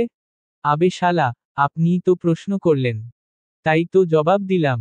শান্তর এই কথা শুনে আমি চোখ বড় করে তাকালাম। অতঃপর বললাম, আপনি আমাকে শালা বললেন? হ্যাঁ। ও সরি। আপনি তো শালা শালি হবেন। শান্ত? আমি কিছুটা রাগ নিয়ে বলতে শান্ত ভাব নিয়ে মুখ ভেঙচি দিল। আমি পুরো থ হয়ে গেলাম। এত বড় আধদামড়া ছেলের এসব বাচ্চামো দেখলে যে কারোরই রাগ উঠবে। কিন্তু ভদ্রতার জন্য আমি রাগটা প্রকাশ করতে পারলাম না। সেই সময়ে শান্ত বলে, রাগ উঠলে রাগটা ঝাড়ুন। নিজেকে আর কত ঠকাবেন? রাগটা ঝেড়ে ফেলুন। দেখবেন খুব শান্তি লাগবে। আমি এই কথা শুনে কোন কথা বলতে পারলাম না। শান্ত নামক অশান্ত ছেলেটির দিকে তাকিয়ে রইলাম। ছেলেটি ততটা খারাপ না। কিছু কিছু কথা বলে যেগুলো ভালো লাগার মতোই। আমি নিজেকে সামলে বললাম, মাত্র 2বার চাকরি করলেন। আর কখনো চাকরির চেষ্টা করেননি? না। ধুর। এত বিন্দাস জীবন কাটাচ্ছি। এখানে আবার ওই চাকরি নামক মহামারীতে কে ঢোকে? আমি তো বরং চাকরির জন্য নিজেকে হারিয়ে ফেলেছিলাম। এখন খুব খুশি আছি। চাকরি নিয়েই জীবনে ভুল করেছি। যেই কয় মাস চাকরি করেছি সেই কয় মাস নিজেকে ঠকিয়েছি। বসদের কথায় উঠতাম বসতাম। নিজের মনের কথা না শুনে মনকে ঠকিয়েছি। তাই এখন আর ওসব চাকরির প্যারা নিয়ে নিজেকে ঠকাতে চাই না। আমি খুব প্রাণোচ্ছল মানুষ। আমার কাছে নিজের মনের কথা শুনে সারাদিন আনন্দ কাটানোটাই জীবন। এখানে অন্যের জন্য নিজের আনন্দ বিসর্জন দেওয়া বোকামি। এই বোকামি আমি করতে চাই না। এমন চিন্তা আপনার বয়সের সঙ্গে যায়? আপনি বিয়ে করবেন না? কেউ আপনার মতো বেকার মানুষের সঙ্গে মেয়ে বিয়ে দিবে? তাছাড়া আপনার বাবা, মা এখন না হয় দুজনে চাকরি করে সংসার চলে যাচ্ছে। তারা যেহেতু সরকারি জব করে তাই ধরে নিলাম আপনার জন্য অনেকটা টাকা জমা রেখে যেতে পারবে। কিন্তু সেই টাকা দিয়ে কতদিন চলবে? বসে খেলে রাজার ধনও ফুরিয়ে যায় জানেন তো? তারপর কি করবেন আপনি? আমার এই কথা শুনে শান্ত অদ্ভুতভাবে আমার দিকে তাকায়। অতঃপর বলে, একদম পাক্কা কাকিমা। মানে? আমি কিছুটা বিরক্তির চোখে তাকিয়ে। শান্ত এটা দেখে বলে, বিরক্ত হয়ে লাভ নেই। কাকিমা টাইপ আচরণ যতবার করবেন ততবার আমি আপনাকে কাকিমা বলে সম্বোধন করব। আচ্ছা। আপনার যা খুশি ভাবেন বলেন। কিন্তু আপনি যেমনভাবে জীবন কাটাতে চাচ্ছেন তেমনভাবে বাস্তবে সত্যি কাটানো সম্ভব নয়। এভাবে জীবন চলতে পারে? মানুষের জীবনকে পরিচালনা করতে হলে একটি লক্ষ্যের প্রয়োজন। সেই লক্ষ্য ধরে এগিয়ে যেতে হয়। আমার লক্ষ্য আছে। প্রথম কথা হলো আমার বিয়ে করার ইচ্ছে নেই। এমনিতে আমি জানি আমার মতো ভবঘুরের সঙ্গে কেউ মেয়ে বিয়ে দিবে না। তবে আমার ইচ্ছেও নেই। কিন্তু বাবা, মায়ের একটি চাওয়া পাওয়া আছে। সেসব ভেবে যদি কখনো নিজের পছন্দমতো মেয়ে পেয়ে যাই তবে বিয়ের কথা ভাবব। আর সেই সময়ে ক্যারিয়ার নিয়েও ভাবব। কিছু একটা করে নিব। বাহ! কি চমৎকার পরিকল্পনা! আমি কিছুটা ব্যঙ্গ করেই বললাম। শান্ত বুঝতে পেরে বলে, জি। ভবিষ্যতে কি হবে সেটা ভেবে এখন জীবনটা তছনছ করা আমার পক্ষে সম্ভব নয়। কারণ আমি আপনার মতো মহান এবং কাকিমা টাইপ জ্ঞান নিয়ে চলি না। ভবিষ্যতে যখন হবে তখন দেখা যাবে। আস্ত পাগল। আমি বিরক্তি নিয়ে কথাটি বলে ছাদের একপাশে গিয়ে বসি। শান্ত তার স্থানেই দাঁড়িয়ে আছে। অতঃপর আমাকে বলে, আমিও একসময় কিছু একটা হওয়ার স্বপ্ন দেখতাম। কিন্তু সময়ের সঙ্গে সঙ্গে আমি উপলব্ধি করতে পারলাম ওই স্বপ্নটা আমার সত্যি হবে না। তখন মন খারাপ হয়েছিল। কিন্তু পরবর্তীতে আমি বুঝলাম যা জীবনে পাবো না, কেউ আমার সঙ্গে খারাপ করেছে, আমি কাউকে ভালোবাসি সে আমাকে ভালোবাসে না, আমার বাবা মা আমার মনটা বুঝতে পারছে না তারা শুধু তাদের দিকটা আমার উপর চাপিয়ে দিচ্ছে, এত সব বিষয় নিয়ে মন খারাপ করা বা কষ্ট পেয়ে বসে থাকা মানে সময় নষ্ট করা। নিজেকে ঠকিয়ে নিজের অনেক গুরুত্বপূর্ণ সময় নষ্ট করা। আমি সেটা এখন আর করি না। আমি সেই সময়টা মন খারাপ করে কাটানোর চেয়ে বরং তখন যে পরিস্থিতিতেই থাকি না কেন সেটাকে উপভোগ করার চেষ্টা করি। এই যেমন আপনার সঙ্গে আমার যায় না, আপনি কাকিমা টাইপ তাও আমি এতটা সময় আপনার সঙ্গে ছিলাম। সেই সময়টা আমি কোন না কোনোভাবে এনজয় করেছি। কিন্তু আপনি করেননি। এটাই আমার এবং আপনার পার্থক্য। এই যেমন আপনি এই সময়টাকে উপভোগ না করে এখনো মন খারাপ করছে নিজের সঙ্গে যা খারাপ হয়েছে তা নিয়ে। আমি শান্তর কথা শুনে হতভম্ব হয়ে গেলাম। শান্ত হাসি মুখে নিয়ে মজার ছলে বলে, কাকিমা এবার তো নিজের বয়সের দিকে তাকান। মাত্র 28 বছর বয়স এত আহামরি নয় যে নিজেকে কিশোরী ভাবা না গেলেও মহিলা ভাবা যায়। সো নিজের মন যা চায় সেটাই করুন। মনকে খুশি করুন। আমি খুশিতে থাকি বা না থাকি তাতে আপনার কি আসে যায়? আমার প্রশ্নটি অহেতুক। তাও কেন জানি না করে ফেললাম। এটার জবাবে শান্ত মজা নিয়ে বলে, আপনি খুশিতে থাকলে আমার জীবন থেকে একটা পাড়ার কাকিমা দূর হবে। কেউ একজন তো আমার কাজের মধ্যে খারাপটা না খুঁজে ভালোটা খুঁজবে। কিন্তু খুশি না থাকলে তো সেই কাকিমা রূপ ধারণ করে সবসময় গুন্ডাকে ভোলাভালা নাদান বাচ্চা ভেবে আমার থাপ্পড়টাকে গুন্ডামি ভেবে বসে থাকবেন। আপনি? আমি কিছুটা রেগে কথাটি বললে শান্ত লাফ দিয়ে তার মামার ছাদে চলে গেল। অতঃপর বলে, সরি কাকিমা। আপনার ভাষণ শোনার ইচ্ছা নাই। বিদায় নিলাম। তাছাড়া আমার খাটাস মামাটাও বাড়ি চলে আসার সময় হয়েছে। এসে আমাকে দেখলে আবার জ্ঞান দেওয়া শুরু করবে। এটা বলে শান্ত স্থান ত্যাগ করল। আমি তার চলে যাওয়ার দিকে তাকিয়ে থাকলাম। 2 সেকেন্ড ভাবলাম এখানে মাত্র কি হলো। অতঃপর শান্তর ছেলে মানুষিময় কথাগুলো মনে করে হাসতে শুরু করলাম। পরক্ষণে ভাবলাম, ও আমার সঙ্গে কাটানো সময়টা উপভোগ কিভাবে করল? আমার কথাগুলোকে অন্যভাবে নিজের বাচ্চামো স্বভাবের মতো করে ভেবে নিয়ে উপভোগ করার কথা বুঝিয়েছে। এটা মাথায় আসতে আমি গভীর ভাবনায় মগ্ন হয়ে গেলাম। আমি ছাদ থেকে বাসার ভেতর আসতে পাত্রপক্ষের একজন দেখে জিজ্ঞেস করল, তুমি কে মা? আমি জবাব দেওয়ার পূর্বেই মা আমার হয়ে বলল, ও আমার বোনের মেয়ে। কাজলের পাকা কথা হচ্ছে বলে চলে আসলো। আমি এই কথাটি শুনে অবাক হয়ে মায়ের দিকে তাকালাম। মা আমাকে বিড়বিড় করে বলল, চুপ করে জামা। কিছু বলিস না। ঘরে অবিবাহিত বড় বোন আছে শুনলে তারা ভাববে আমাদের পরিবারে কোন খারাপ রেকর্ড আছে। তখন কাজলের সঙ্গে বিয়ে ভেঙে দেবে। আমি সেটা চাই না। এই কথায় আমি প্রচণ্ড বিরক্তি নিয়ে বললাম, পাড়ায় যা রটিয়েছ তাতে তোমার মনে হয় এরা কিছু জানতে পারবে না? তোমার প্রতিবেশীরা ভালো নাকি? উল্টো মিথ্যা বলে বিপদে পড়লে মা। নিজের বিপদ নিজে ডাকলে। মিথ্যা ভালো কিছু বয়ে আনে না জীবনে। আমার সব কথা অগ্রাহ্য করলেও মা এই কথাটি নিয়ে কিছুটা ভাবল। সে আফসোস নিয়ে বিড়বিড় করে বলল, ঠিকই তো। পাড়ার কাউকে জিজ্ঞেস করলেই তো তারা সত্যিটা বলে দিবে। আমি পুষ্পকে বোনের মেয়ে বলে পরিচয় দিয়ে ঠিক করিনি। আমার কি করার, ভাবিরাই তো বলল। ঘরে অবিবাহিত বড় মেয়ে আছে জানলে তারা বিষয়টি দৃষ্টিকটু হিসাবে নিবে। বিয়ে ভেঙে দেওয়ার সম্ভাবনা আছে। তাই তো এমনটা করলাম। কিন্তু ওই ভাবিরাই তো দুমুখো সাপ। ওরাই যদি আমার বিয়েতে ভাঙানি দেয়। আমি যে এই বিষয়টি নিয়ে ভালোভাবে ভাবলাম না। কাজলের বিয়েটা ভেঙে গেল। পাত্রপক্ষ বিয়ের দিন তারিখ ঠিক করে বিয়েটা ভেঙে দিল। বাবা, মা এটা শুনে প্রচণ্ড ভেঙে পড়ল। তারা পাত্রপক্ষকে একের পর এক ফোন দিতে থাকে। এক পর্যায়ে বিয়ের ভাঙার কারণ হিসাবে জানা যায়, মায়ের মিথ্যা। সেদিন মা নিজের বড় মেয়ের কথা গোপন করেছে। অথচ পুরো এলাকা জুড়ে আমার নামে একটি কথা প্রচলিত রয়েছে। তাই যা ঘটার সেটাই ঘটেছে। পাত্রপক্ষ সবটা জানতে পেরেছে। তাদের কথা, বড় মেয়ের এমন সমস্যা আছে। দেখা যাবে ছোট মেয়েরও আছে। আমরা এই পরিবারে ছেলের বিয়ে দিব না। এসব শুনে বাবা, মা প্রথমে খুব ভেঙে যায়। অতঃপর তারা পাত্রপক্ষের বাড়ি গিয়ে বিষয়টি মিটমাট করার চেষ্টা করেছে, যদিও বাবা, মা আমাকে সঙ্গে নিল না। তবুও সমস্যা যখন আমার জন্য সৃষ্টি হয়েছে তাই আমি সিদ্ধান্ত নিলাম আমার গিয়ে তাদের সাথে কথা বলা উচিত। সেই ভাবনা থেকে তৈরি হয়ে বের হলাম। গলির মাথায় এসে রিকশা খুঁজছিলাম।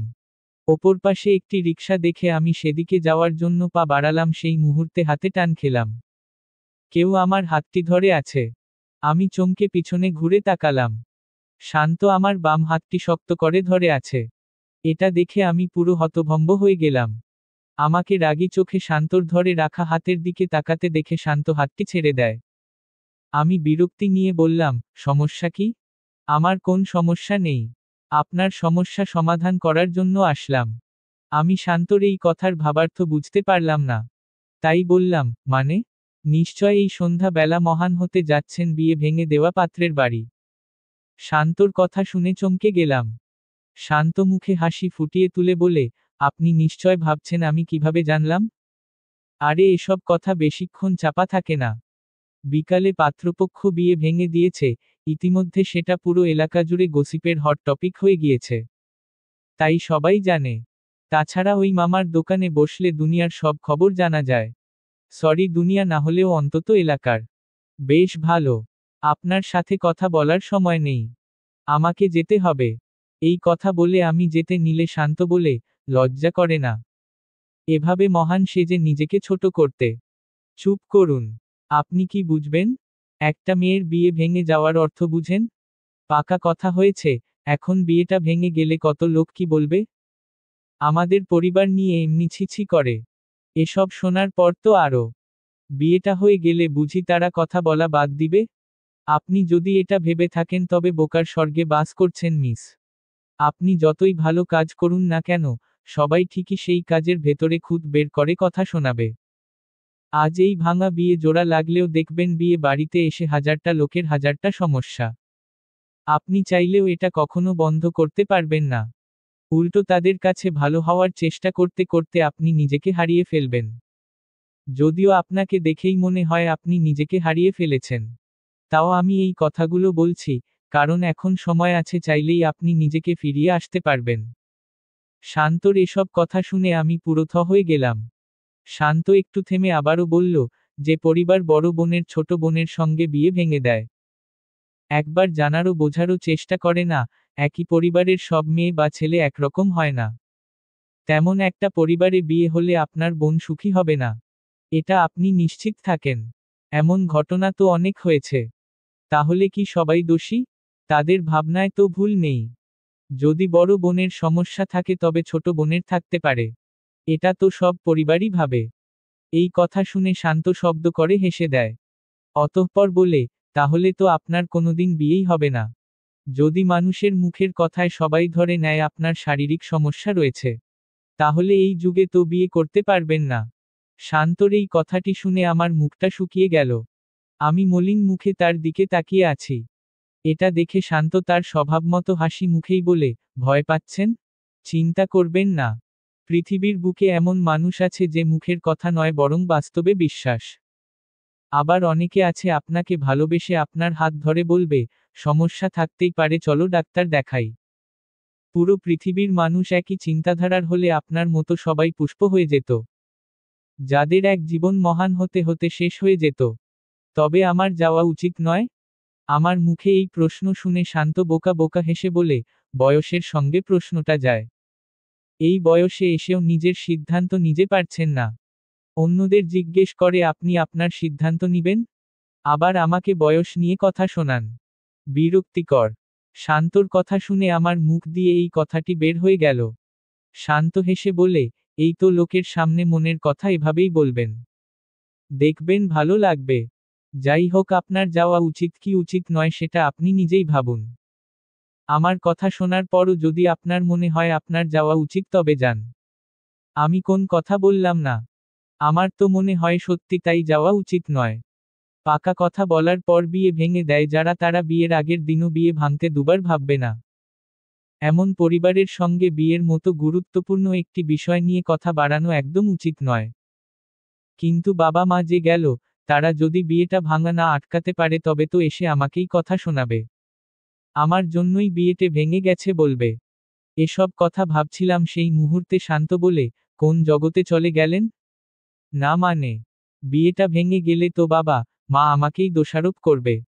আমার এই কথা শুনে শান্ত ব্যঙ্গ করে হেসে বলে, কাকিমা বয়স তো কম হলো না। আপনার বয়সের সঙ্গে একদম কথা শুনে মুখ ফুলিয়ে কাঁদা যায় না। আপনি একটু বেশি বকছেন না? শুনুন, আপনার মতো আমার জীবন নয়। আমাদের দুজনার জীবনে অনেক পার্থক্য। তাই আপনার ভাবনা মতো আমার জীবনটা চলবে না। আচ্ছা তাই।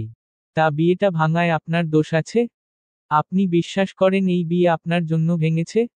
শান্তর এই কথায় আমি নাসূচক মাথা নাড়ালাম। এটা দেখে শান্ত বলে, তাহলে অন্যরা আপনাকে কথা শোনানোর সুযোগ কিভাবে পাবে? আপনার মুখে কি তালা দেওয়া যে অন্যরা একের পর এক মিথ্যা বলে যাবে আর আপনি সেটা হজম করে নিবেন? আপনি বুঝবেন না আমার বিষয়টা। এটা বলে আমি মুখ ঘুরিয়ে নিলাম। চোখের কোণে পানি চলে আসলো। আমি যে কেন তাদের কথার প্রতিবাদ করি না এটা আমিই জানি। তবে আমার মনের কথা বোধ হয় শান্ত বুঝতে পারল। তাই বলে, সব সময় প্রতিবাদ যে গলা উঁচু করে করতে হবে তার কোন মানে নেই। নিজের স্বভাব ধরে রেখে শান্ত গলায় কৌশলে চাইলেই অন্যকে তার ভুলটা ধরিয়ে দেওয়া যায়। এজন্য তেমন কিছুর প্রয়োজন হয় না। শুধুমাত্র নিজের মধ্যে ইচ্ছাশক্তি জাগ্রত করতে হয়। এই কথাটি শুনে আমি শান্তর দিকে ঘুরে তাকাই। শান্ত ম্লান হেসে বলে, যেদিন সবার মাঝে আপনার সমস্যা আছে কথাটি ছড়িয়ে গেল সেদিনই আপনার প্রতিবাদ করা উচিত ছিল। সেটা না করে আপনি এই কথাটিকে সত্যি প্রমাণ করে দিয়েছেন। তাই এবার অন্তত চুপ থেকে মিথ্যাকে সত্যি প্রমাণ করবেন না। আপনি আপনার বাবা মায়ের সঙ্গে উঁচু বাক্যে কথা বলেন না, ঠিক আছে। শান্তভাবেও বলা যায়। শুধু কণ্ঠ জোর রাখতে হয়। এটা বলে শান্ত চলে যায়। আমি তার চলে যাওয়া দেখতে থাকি। শান্ত গিয়ে দোকানটায় বসল। একটি সিগারেট ধরিয়ে তাতে টান দিল। আমি তাকিয়ে আছি বুঝতে পেরে ভেংচি দিয়ে আমার দিকে ধোঁয়া ছেড়ে দিচ্ছে বোঝালো। আমি এটা দেখে ম্লান হাসলাম।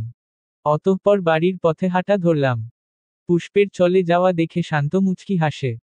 তারপর মনেমনে বলে, আমার বাচ্চামোর সঙ্গে তাল মিলিয়ে সেদিন ইচ্ছে ঘুড়ি আকাশে উড়িয়ে দিয়েছিলেন মিস। সেটা আমি দেখেছি।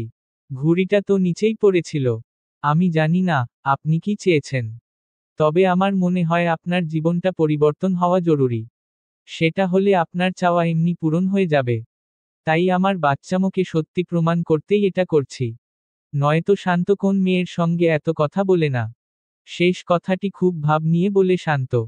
নিজের কথা ভেবে নিজেই মনেমনে হাসে। আমি বাসায় ফিরতে কাজল আমাকে কান্না করে বলল, আপু বাবা মাকে ফিরে আসতে বল না। আমি এই বিয়েটা করব না। তারা বিয়ে ভেঙে দিয়েছে, সেখানে বাবা মায়ের এত খবরদারি করে কেন বিয়ে যাতে না ভাঙে সেটার জন্য যেতে হবে? আমি এই কথার জবাব দিতে পারলাম না। পরক্ষণে কাজল তার ফোন বের করে বলে, দেখ ছেলেটা কত খারাপ। এমন ছেলেকে বিয়ে করা যায়? আমি ফোনটা হাতে নিয়ে দেখে থ হয়ে গেলাম। বিয়ে ঠিক হতে না হতে ছেলেটা কাজলকে নেগেটিভ মেসেজ পাঠাতে শুরু করেছে। এই ছেলেটা যে কত ফালতু সেটা এই একটি বিষয়ে বুঝে গেলাম।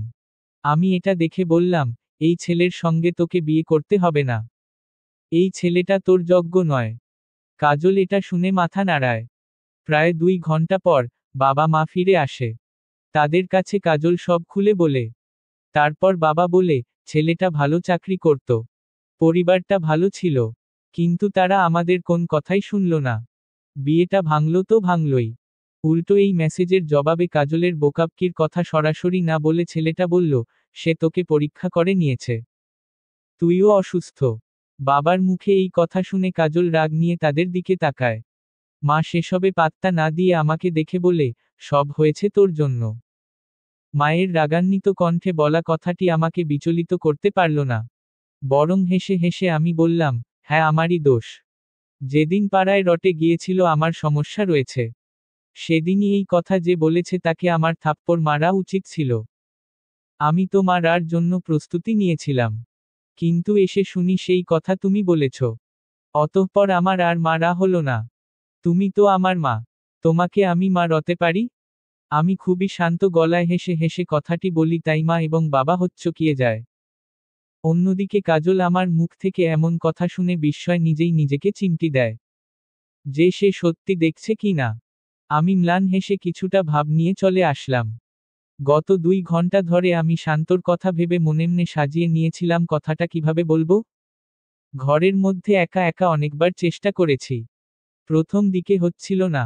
মুখে হাসি রেখে কথাটি বলতেই পারছিলাম না।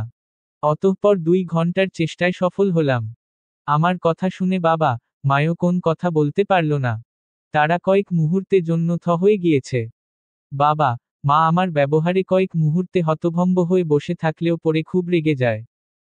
তবে রাগটা নিয়ন্ত্রণে নিয়ে তারা কাজলের বিয়ে নিয়ে আলোচনায় বসে যায়।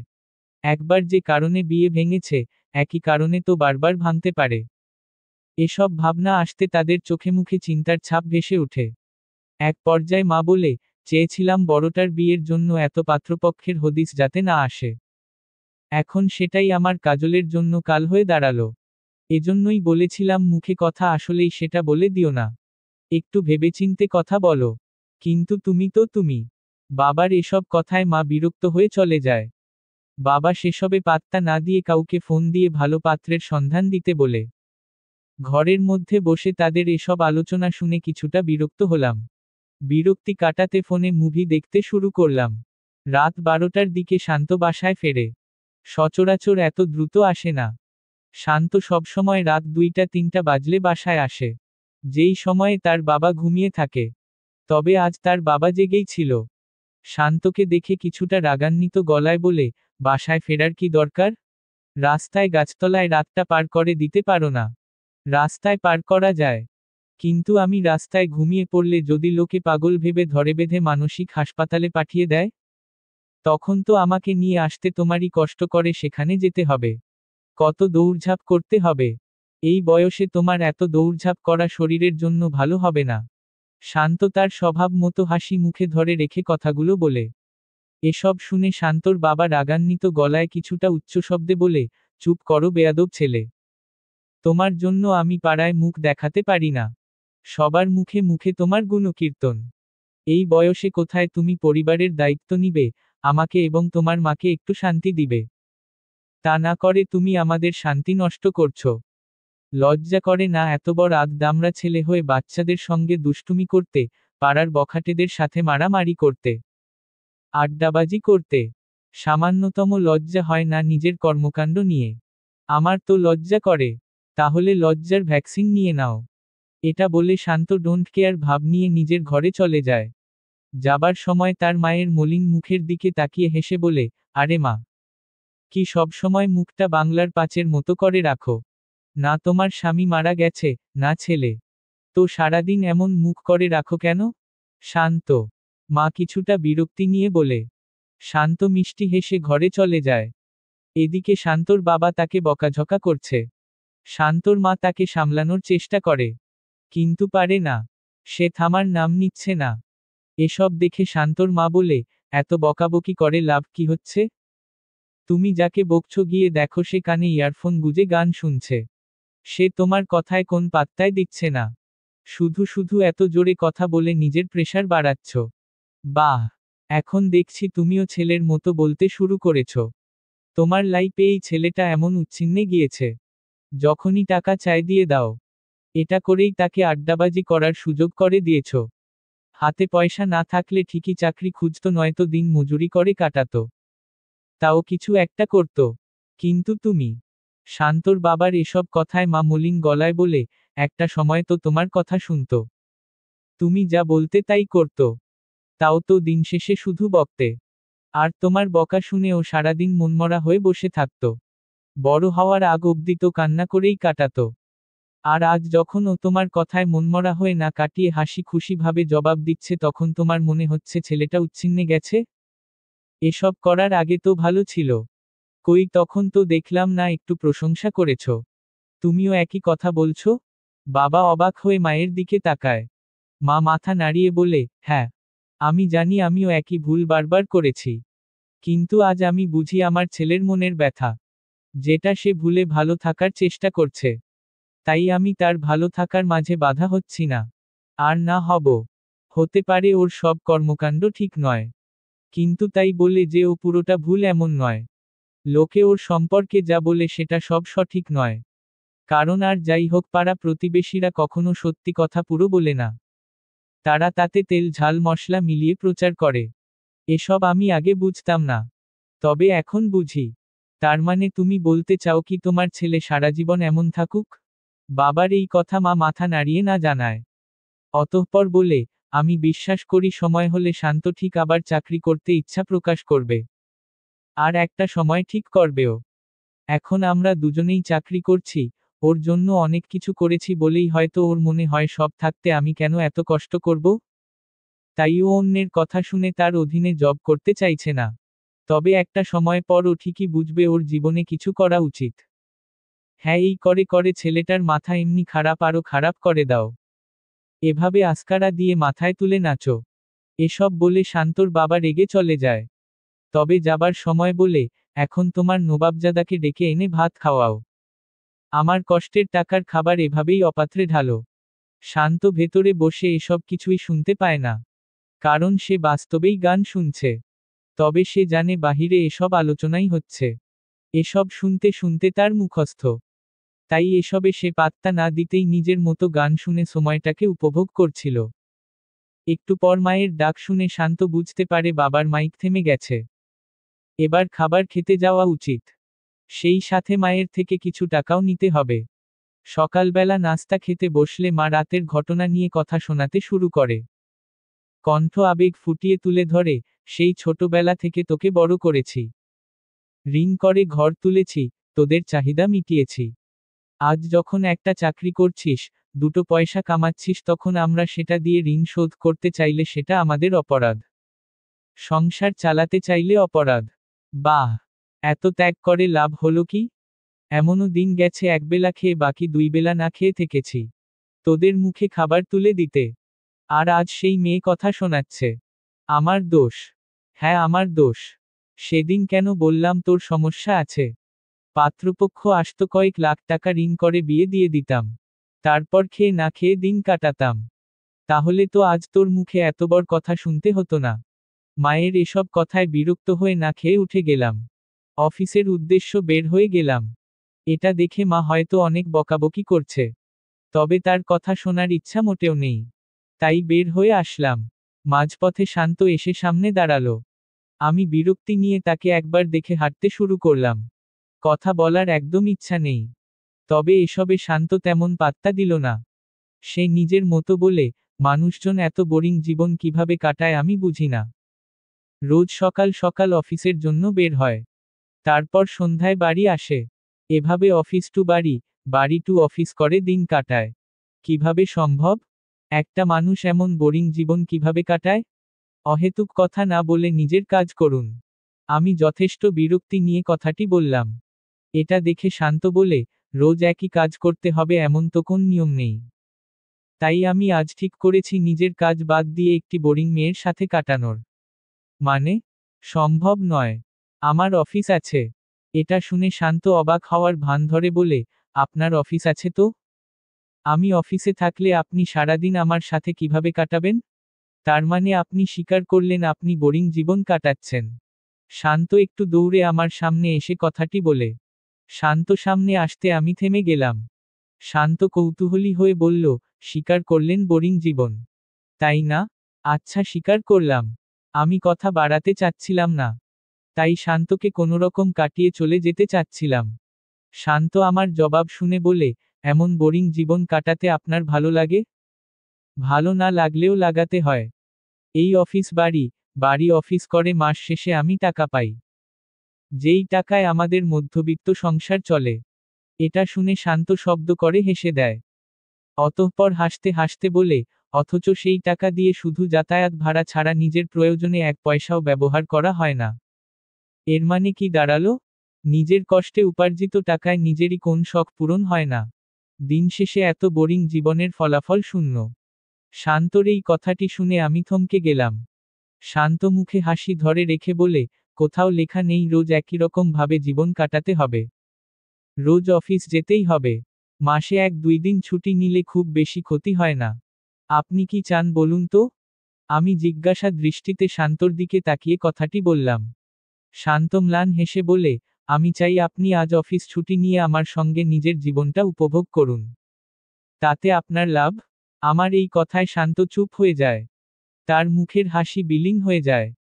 পরক্ষণে মুখে একই রকম হাসি ফুটিয়ে বলে, তাহলে আমার একটি বাচ্চামো কারো কাছে সত্যি হয়ে যাবে। আমি শান্তর কথা বুঝতে না পেরে তার চোখের দিকে তাকালাম। শান্ত সেটা বুঝতে পেরে বলে, সব বুঝতে হবে না। একদিন ছুটি নিয়ে দেখুনি না। সব সময় নিয়মে চলতে হবে তার তো কোন মানে নেই। একবার নিয়ম ভেঙেই দেখুন। নিয়ম ভাঙায় ভীষণ মজা। আপনি জানেন আপনার সাথে আমার যে এখন রোজ কথা হয় এটা পাড়ার লোক লক্ষ্য করলে কত কি রটে যাবে? আমার কথা শুনে শান্তর মুখটা ফ্যাকাশে হয়ে গেল। সে বিরক্তি নিয়ে বলে, অমনি কাকিমা টাইপ কথাবার্তা শুরু করে দিলেন। আরে ভাই, কে জানি বলেছিল মেয়েদের যতই বয়স হোক না কেন তারা সবসময় নিজেদের মনের বয়স 16 রাখে। শালার যে বলেছিল তাকে সামনে পেলে আমি আপনাকে তাকে দেখিয়ে বলতাম, দেখ শালা দেখ, এর বয়স 28 আর মনের বয়স 40। একটা পাড়ার কুচুকে কাকির আত্মা ভর করে আছে যেন। শান্ত কথাগুলো এমনভাবে বলল যে না চাইতেও হেসে দিলাম। হাসির শব্দ কিছুটা জোরে হয়ে গেছে বুঝতে পেরে আমি থেমে গেলাম। এটা দেখে শান্ত বলে, একদিন ধরেই নিন না আপনি ছাড়া কোথাও কেউ নেই। শুধু আপনি আছেন। সেটা ভেবে মন খুলে হাসুন। যা করতে মন চায় করুন। একদিন নিজেকে নাই বা ঠকালেন। শান্তর এই কথাটি আমার ভীষণ ভালো লাগলো। আমার থেকে ছোট একটি ছেলে আমাকে জীবনকে নতুনভাবে বাঁচতে শেখাচ্ছে। আমার মনও বলল শান্তর এই কথাটি শোনা উচিত।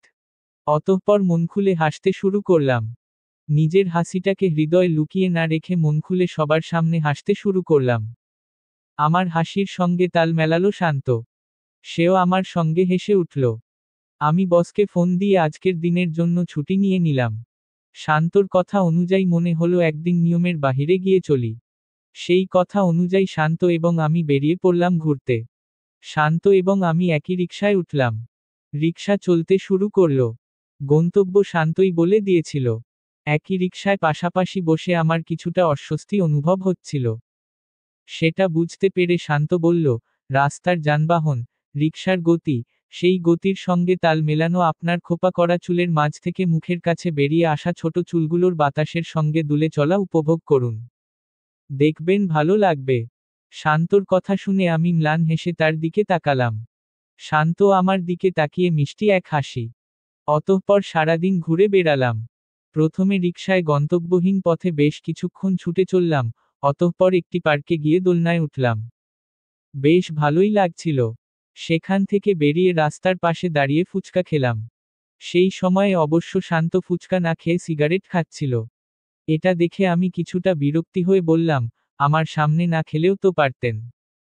আমার এই কথা শুনে শান্ত ভ্রু কুঁচকে বলে, আমার বাবা মহান সাজার কোন ইচ্ছা নাই। আপনার থেকে লুকিয়ে সিগারেট টেনে লাভ কি?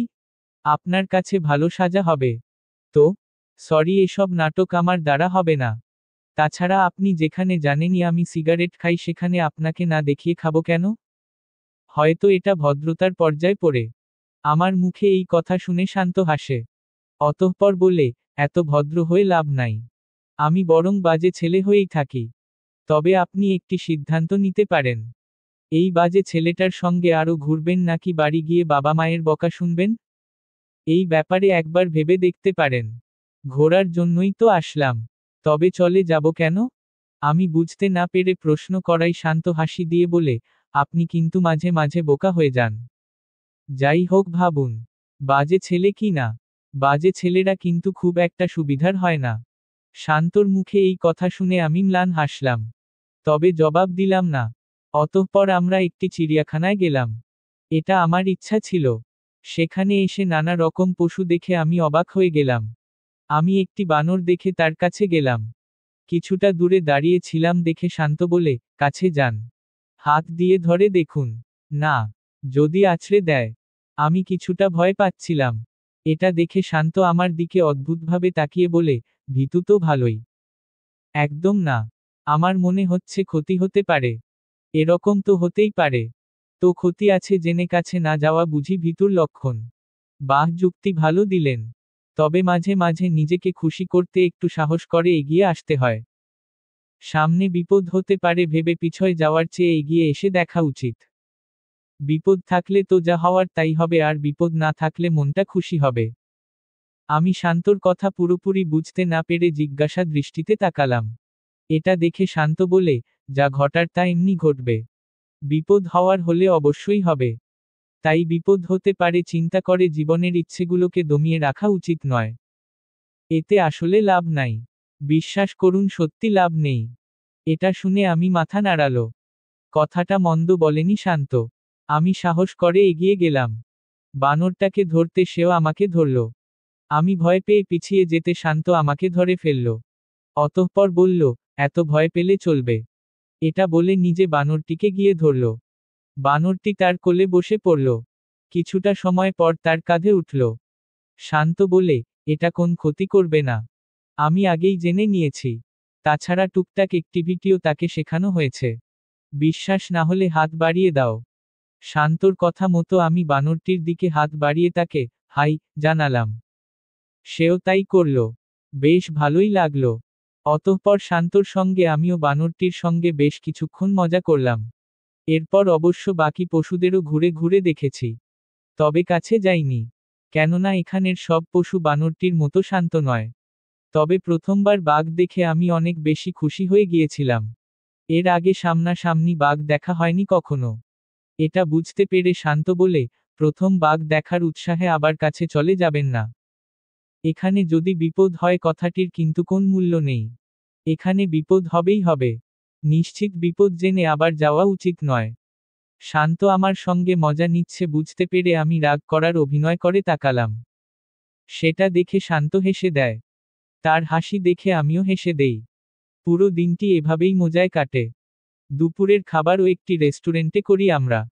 আমি প্রথমবার রেস্টুরেন্টে খাবার খাচ্ছি শুনে শান্ত অবাক হয়ে যায়। বিস্ময় নিয়ে বলে, প্রথমবার? হ্যাঁ। আসলে দুপুরের খাবার রোজ তো অফিসের ক্যান্টিনেই খেয়ে নেই। আর বাবা মা কখনো আমাকে নিয়ে ঘুরতে বের হতো না। সেই সাথে বেতনের সব টাকাই তো মা নিয়ে যায়। শুধু যাতায়াতের টাকা হিসাব করে দিয়ে দেয়। এটা শুনে শান্ত কিছুটা বিরক্তি নিয়ে জিজ্ঞেস করে, জীবনে কখনো বেতনের টাকার ভুলভাল হিসাব দিয়েও নিজের কাছে বাড়তি টাকা রাখেননি? আমি নাসূচক মাথা নাড়ালে শান্ত কিছুটা রেগেই বলে, আসলেন আমার বিশ্ব পরিবার দরদি মহান বাংলা সিনেমার শাবানা। আরে ধরেন আপনি বের হলেন রাস্তায় তো চোখের সামনে একটি দুর্ঘটনা হলো তখন আপনি ছাড়া সেখানে কেউ ছিল না। তো তাকে হাসপাতালে যে নিয়ে যাবেন তার জন্য তো মানুষ কিছু টাকা ব্যাগে রাখে। একটু থেমে আবার বলে, আমি বোঝাতে চাচ্ছি এমার্জেন্সি অনেক সময় তো প্রয়োজন পড়ে যায়। তখন কি করতেন? আমার কাছে টাকা ছিল না। তাই আমি আপনার মতো মানবসেবাও করতাম না। তবে আপনি যে বিপদের কথা বললেন তেমন বিপদে পড়লে আমি আশেপাশের মানুষের সাহায্য নিতাম। আশা করি আপনার মতো কারো সাথে ঠিক দেখা হয়ে যেত। আমার কথা শুনে শান্ত বিরক্তি নিয়ে আমার দিকে তাকায়। আমি কিছুটা সংকোচ নিয়ে বলি, আজ একদিনে আপনার অনেক খরচ করিয়ে ফেলেছি তাই না? হ্যাঁ প্রচুর। তবে আমি অহেতুক খরচ করছি না। এটা ধার। কারণ আমি জানি আপনার কাছে টাকা নেই। খুব সামান্য টাকা রয়েছে। তো এটা ধার হিসাবে তোলা থাক। শান্ত এই কথাটি বলতে আমি মাথাটা নিচু করে ফেললাম। শান্ত এটা দেখে বলে, মাথা নত করার মতো কিছু করেননি। তাই মাথা নত না করে উঁচু করে থাকুন। আর আমি আপনার পিছনে যা খরচ করেছি সেটাকে ধার হিসাবে কেন ধরেছি জানেন? হ্যাঁ। কারণ এই টাকায় আপনি অনেকদিন মনমতো সিগারেট খেতে পারতেন। সেটা এখন হবে না। তো আমি দিয়ে দিলে সেটা করতে পারবেন। আমার এই কথা শুনে শান্ত শব্দ করে হেসে দেয়। পুরো অট্টহাসিতে ফেটে বলা যাকে বলে। তেমনভাবে হাসতে থাকে। আমি তার হাসির কারণ খুঁজে পেলাম না। তখন শান্ত বলে, আমি আজ আপনার সাথে ঘুরতে যাব এটা বাসা থেকে ঠিক করে আসছিলাম। তাই মায়ের কাছ থেকে টাকা নিয়ে আসছি। এটা চাইলে আমি আপনার থেকে ফেরত নাই নিতে পারতাম। কিন্তু আমি এমনটা করব না। আমার ধার শোধ দেওয়ার জন্য হলেও যদি আপনি আপনার বেতন থেকে কয়েক হাজার টাকা রেখে বাকি টাকা মায়ের হাতে তুলে দিতে পারেন তবেই আমার আপনাকে নিয়ে ঘোরাটা সার্থক হবে। শান্তর পুরো কথার ভাবার্থ বুঝতে পেরে আমি থমকে গেলাম। আমার জন্য এতদিনে কেউ এতটা তো দূর এক চিমটি পরিমাণ ভাবেনি। সেখানে এই ছেলেটা আমার পুরো জীবনটা বদলে দেওয়ার মতো চিন্তা ভাবনা করছে। কিন্তু কেন? আমি এই প্রশ্নটি করতে শান্ত খুব স্বাভাবিক গলায় বলল, খুব শীঘ্রই শহর ছেড়ে চলে যাব। যাওয়ার আগে একটি ভালো কাজ করার সিদ্ধান্ত নিয়েছি। তাই এমনটা করছি। কোথায় যাবেন? শান্ত আমার প্রশ্নটি শুনে ম্লান হেসে বলে, যাবার আগের দিন বলবো। আপাতত এটা না বলি। আমি মাথা নাড়ালাম। যেহেতু শান্ত বলতে চাচ্ছে না সেহেতু না শুনি। তবে কৌতূহল দমিয়ে রাখতে না পেরে বললাম, তাই এই ভালো কাজ করার সিদ্ধান্ত কখন নিলেন? যখন আমার ইচ্ছেঘুড়ি সুতো কেটে আপনার হাতে গিয়ে পড়েছে তখন। শান্তর এই কথায় কিছুটা হতভম্ব হলাম। নিজের একটি বাচ্চামোর জন্য এই ছেলেটা এমন করছে। ভাবতেই অবাক লাগছে। এই দুনিয়ায় যে কত অদ্ভুত মানুষ আছে সেটা শান্তকে না দেখলে বুঝতামই না। এসব কথা নিয়ে আর ভাবলাম না। দুজনে গল্প করতে করতে খাওয়া শেষ করে বেরিয়ে পড়লাম নতুন গন্তব্যে। পুরো বিকেল নানা জায়গায় ঘুরে দুজনে বাড়ির উদ্দেশ্য পাড়ি দিলাম। মাঝ রাস্তায় একটি ছেলেকে গোলাপ ফুল বিক্রি করতে দেখে আমি তাকিয়েছিলাম। এটা দেখে শান্ত বলে, নিবেন? না। আমার এই কথা শুনে শান্ত হেসে বলে, নিশ্চয় মা বলেছে এসব কিনে টাকা অপচয় ছাড়া কিছুই হয় না? আমি জবাব দিলাম না। সত্যি তো এটাই। জীবনে এই এক কারণে কোন শখ পূরণ হয়নি। এটা বুঝতে পেরে শান্ত দুটি গোলাপ কিনে আমার হাতে ধরিয়ে দিয়ে বলে, একটু বেশি বাবা, মায়ের আনুগত্য পালন করছেন মনে হয় না? এই যুগে এসে একজন 28 বছরের মেয়ে যদি এমনভাবে বাবা, মায়ের কথায় সব করে তবে কেমন শোনায় না? এটা বাংলা সিনেমা নয়। আপনার জীবন। তাই জীবনটাকে নিজের মতো করে সাজান। অন্য কারো মতো নয়। আপনার এসব কর্মকাণ্ড সত্যি বলতে আমার খুব বিরক্তিকর লাগে। বিশ্বাস করুন, আর 5টা সাধারণ মানুষের কাছেও একই লাগবে। জীবনের সার্থকতা কি শুধু স্বার্থপরতায়? আমার এই প্রশ্নের জবাবে শান্ত খুব সুন্দর একটি জবাব দেয়। শান্ত বলে, না, শুধুমাত্র স্বার্থপরের মতো নিজের কথা ভাবা উচিত।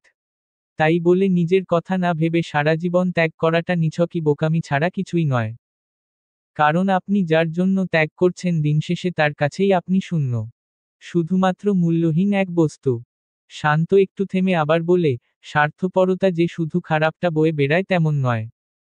স্বার্থপরতায় ভালোও থাকে। কিছু মানুষ হয়তো নিজেদের স্বার্থে ভুল কাজ করে বেড়ায়।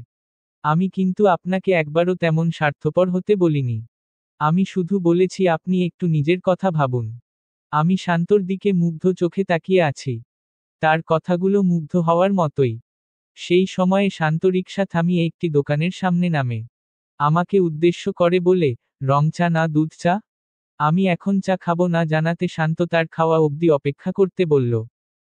কারণ এই মুহূর্তে সে চা খাবে। আমি মাথা নাড়িয়ে ঠিক আছে জানালাম। সেই মুহূর্তে আকাশ অন্ধকার হয়ে আসে। বর্ষাকাল চলছে। কিছুক্ষণের মধ্যে বৃষ্টি হবে, আকাশ সেটাই জানান দিচ্ছে। হলোও তাই। দোকানদার চা বানাতে বানাতে বৃষ্টি চলে এলো।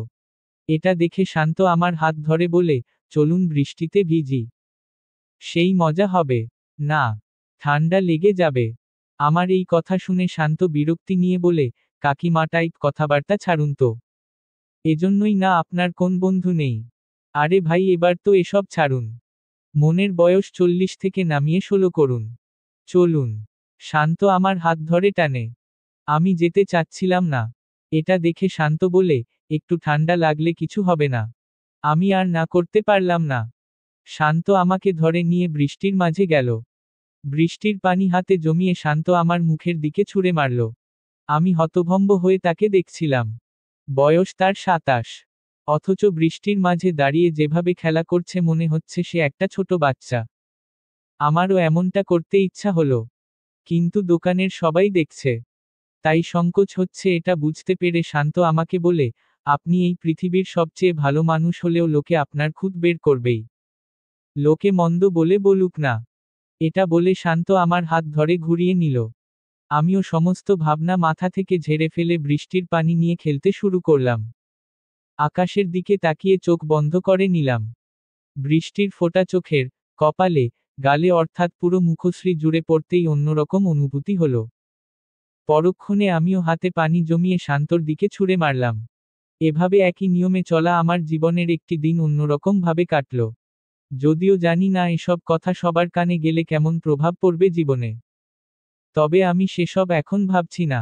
এই মুহূর্তে শুধু সময়টাকে উপভোগ করছি। হোক না একটি দিন শুধুমাত্র আমার খুশির, আমার আনন্দের। কাকভেজা হয়ে বাড়ি ফিরতে কাজল অবাক হয়ে বলে, আপা তোমার কাছে তো ছাতা ছিল, তাহলে ভিজলে কিভাবে?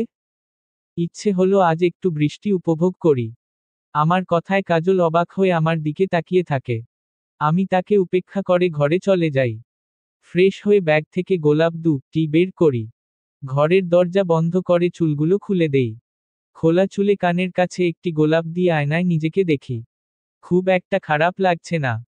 ইতিমধ্যে মায়ের ডাক কানে আসতে গোলাপ দুটো লুকিয়ে রেখে চুলগুলো খোপা করে নেই। অতঃপর বাহিরে বের হই। আমাকে দেখে মা বিরক্তি নিয়ে বলে, আজকাল তোমাকে পাড়ার ওই বখাটে ছেলেটার সঙ্গে কথা বলতে দেখা যায় শুনলাম। তার সাথে এত কিসের কথা? মা যথেষ্ট পরিমাণ বিরক্তি নিয়ে কথাগুলো বলে। তার বিরক্তি বুঝতে পেরে আমি ম্লান হেসে বললাম, মান হারানোর ভয় পাচ্ছ? পেও না। সবাই তো জানে আমার সমস্যা আছে। তাই মনে হয় না তোমার মান যাবে। যা মান যাওয়ার সেটা তো গিয়েছেই। তবে তুমি বুঝতে পারছো না। মুখে বুলি ফুটেছে? তোর ভাবভঙ্গি তো ভালো ঠেকেছে না। আজ মুখে খই ফুটছে। কাল তো আমাদের মা রতেও পিছুপা হবি না। মায়ের এই কথা শুনে হতভম্ব হয়ে গেলাম। আমি শব্দ করে বললাম, মা, ভুল বলেছি? গতকাল রাতেই তো বললি আমাকে থাপ্পড় মারতি, মা বলে মারলি না। গতকাল মুখে বলেছিস, আজ কাজে করিয়ে দেখাবি। তোর মুখের বুলি তো শেষবেরই ইঙ্গিত দিচ্ছে। মায়ের কথা শুনে আমি পুরো হতভম্ব হয়ে গেলাম। মা শুরু করল সকালের মতো। তার জীবন নিয়ে তার এক আকাশ সমান অভিযোগ। আমার জন্য এত কিছু করল সেই আমি আজ মুখে মুখে কথা বলছি। কাজলের বিয়ে ভেঙে গেল, সব আমার দোষ। আমি চুপচাপ মায়ের কথাগুলো শুনছি। না চাইতেও চোখ পানিতে ভিজে যাচ্ছে। হঠাৎ শান্তর বলা কিছু কথা মনে পড়তে আমি বললাম, যেদিন প্রথম আমাকে তোমার বিরক্ত লাগছিল সেদিন রাস্তায় ফেলে দিতে কিংবা মেরে দিতে। তাহলে তো আমার জন্য তোমাকে এত কিছু করতে হতো না। আর না আজ আফসোস হতো। তোমার পরিবারের সঙ্গে না খারাপ কিছু হতো। আমার মুখে এই কথাগুলো শুনে মা কয়েক মুহূর্তের জন্য স্তব্ধ হয়ে যায়। আমি কথাগুলো বলে চোখের পানি মুছতে মুছতে ঘরে চলে আসলাম। মা সেখানে দাঁড়িয়ে কিছু একটা ভাবছিল। মায়ের ভাবনার মাঝে কাজল বলে, মা এবার অন্তত বোঝো। নিজেদের ভুলগুলো সময় থাকতে বুঝে সেগুলো শুধরে নাও। নয়তো ভবিষ্যতে খুব ভুগতে হবে তোমায়। কাজলের এসব কথা শুনে মা বিরক্তি নিয়ে তাকে বলে, বাহ, খুব পীড়িত জাগছে আপার জন্য। এত পীড়িত কিসের তোর? তোর আপাকে আমি কি বলেছি? কি ভুল করেছি যে পরে ভুগতে হবে আমার? পীড়িত বলো বা মায়া, মা একজনের সঙ্গে অনেকদিন কাটালে এমনি মায়া জন্মায়। সেখানে তো আমার আপা, আমার তো তার প্রতি ভালোবাসা থাকবেই। কিন্তু আমি মাঝে মাঝে অবাক হই তুমি আদৌ মা তো? মায়ের ভালোবাসার গভীরতা না হয় বাদ দিলাম, তুমি সামান্যতম মায়া মনে হয় না আপার জন্য অনুভব করো। বেছে বেছে আপার মতো ভালো মানুষদের জন্ম তোমার মতো মহিলার গর্ভেই হয়। এটা ভেবেও আমার আফসোস হচ্ছে। কাজল। মা চিৎকার করে কথাটি বলে একটি থাপ্পড় বসিয়ে দেয় কাজলের গালে। কাজল গালে হাত দিয়ে রাগ নিয়ে বলে, তুমি মা হওয়ার যোগ্য নও। কারো মা হওয়ার যোগ্য নও। না আমার, না আপার। এটা বলে কাজল তার ঘরে ছুটে চলে যায়। মা কাজলের কথা শুনে কিছুটা আহত হয়। বাবা বাড়ি ফিরলে পুরো ঘটনা তাকে খুলে বললে বাবা বলে, কাজলও পুষ্পের সঙ্গে মিশে বিগড়ে গিয়েছে। নয়তো মুখে মুখে এত কথা বলে কিভাবে? কোন সাহসে? বাবা, মায়ের মুখের প্রতিটি কথা স্পষ্টভাবে বুঝিয়ে দেয় এই পৃথিবীর বুকে কিছু মানুষ এমনই হয়। তাদের কাছে তারা যা বলে বা করে সেটাই ঠিক। অন্যরা সবসময় ভুল। বিশেষ করে তাদের ভুল ধরিয়ে দেওয়া ব্যক্তিগুলো তাদের চোখে বেয়াদব। রাতে ছাদে মনমরা হয়ে বসে শান্তর অপেক্ষা করছিলাম। শান্তকে ফোন দিয়েছি বেশ কিছুক্ষণ হয়েছে। এখনো আসছে না কেন বুঝতে পারছি না। বেশ কিছুটা সময় অপেক্ষা করার পর মনে হলো সে আসবে না। এতে কিছুটা হতাশ হলাম। পরক্ষণে মন বলল, তোর তো আপন কেউ তোর সঙ্গ দেয় না পুষ্প। সেখানে শান্ত তো পর একজন মানুষ।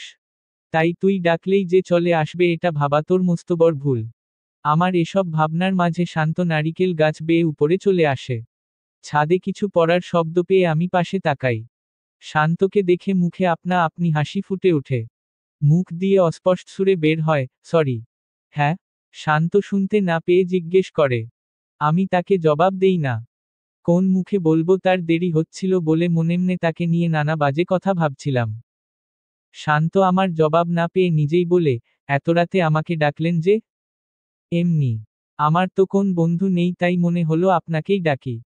আমার মুখে এই কথা শুনে শান্ত ম্লান হাসে। অতঃপর বলে, বন্ধু নেই কেন?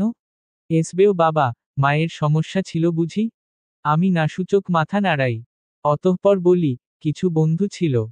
কারো বিয়ের পর ব্যস্ততায় আর যোগাযোগ করেনি। আমি করলে বিরক্ত হতো তাই যোগাযোগ বন্ধ করে দিলাম। কেউ বা আমার থেকে ভালো চাকরি পেয়েছে বলে আমার সঙ্গে যোগাযোগ বিচ্ছিন্ন করে দিয়েছে। এই করে এখন একজন বন্ধুও নেই। আচ্ছা বুঝলাম। তারা সবাই বুদ্ধিমতী। তাই তো নিজেদের কথা ভেবেছে। শান্তর এই কথায় আমি কিছুটা রাগ করলাম। রাগ নিয়ে বললাম, নিজের স্বার্থে বন্ধুত্ব নষ্ট করাকে আপনি বুদ্ধিমত্তা বলছেন? হ্যাঁ। এই দুনিয়া বুদ্ধিমানরাই নিজের কথা আগে ভাবে, পরে অন্যের কথা। তবে বন্ধুত্ব নষ্ট করা হয়তো খারাপ। কিন্তু গিয়ে দেখুন তার জীবনে এমন অনেক গুরুত্বপূর্ণ সময় এসে গেছে যেই সময়ে হয়তো আপনি বেমানান। তাই তারা আপনাকে গুরুত্বহীন ভেবে সব সম্পর্ক শেষ করে দিয়েছে। শান্তর এই কথা শুনে আমার মনটা আরো খারাপ হয়ে গেল। আমি বিষণ্ণ মুখে তার দিকে তাকিয়ে আছি। আমার মন খারাপ দেখে শান্ত হাসিমুখে বলে, আপনি তবে আমার বন্ধুত্ব গ্রহণ করলেন। আমাকে বন্ধু ভেবেই এখানে ডাকলেন। তার মানে আপনার বয়স 40 থেকে ধীরে ধীরে কমছে। তাই তো মিস? ডেকে হয়তো ভুল করেছি। আপনার জীবনে গুরুত্বপূর্ণ সময় আসলে আপনিও তো আমায় গুরুত্বহীন মনে করে বন্ধুত্ব ভেঙে দেবেন। যেটা পরে ভেঙে যাবে সেই বন্ধুত্ব না হয় নাই বা গড়লাম। আমার কণ্ঠে অভিমান প্রকাশ পেল। এটা দেখে শান্ত মিষ্টি হেসে বলে, আপনি রেখে দিলে থেকে যাব বন্ধু হয়ে। আমি চাইলেই তো একা থাকতে পারবো না। এজন্য আপনাকে নিজেকে সেভাবে তৈরি করতে হবে যাতে আমার জীবনে গুরুত্বপূর্ণ সময়ে এসেও আমার আপনাকে গুরুত্বহীন না মনে হয়। আমি শান্তর কথার ভাবার্থ বুঝতে না পেরে অবাক হয়ে তার দিকে তাকিয়ে আছি।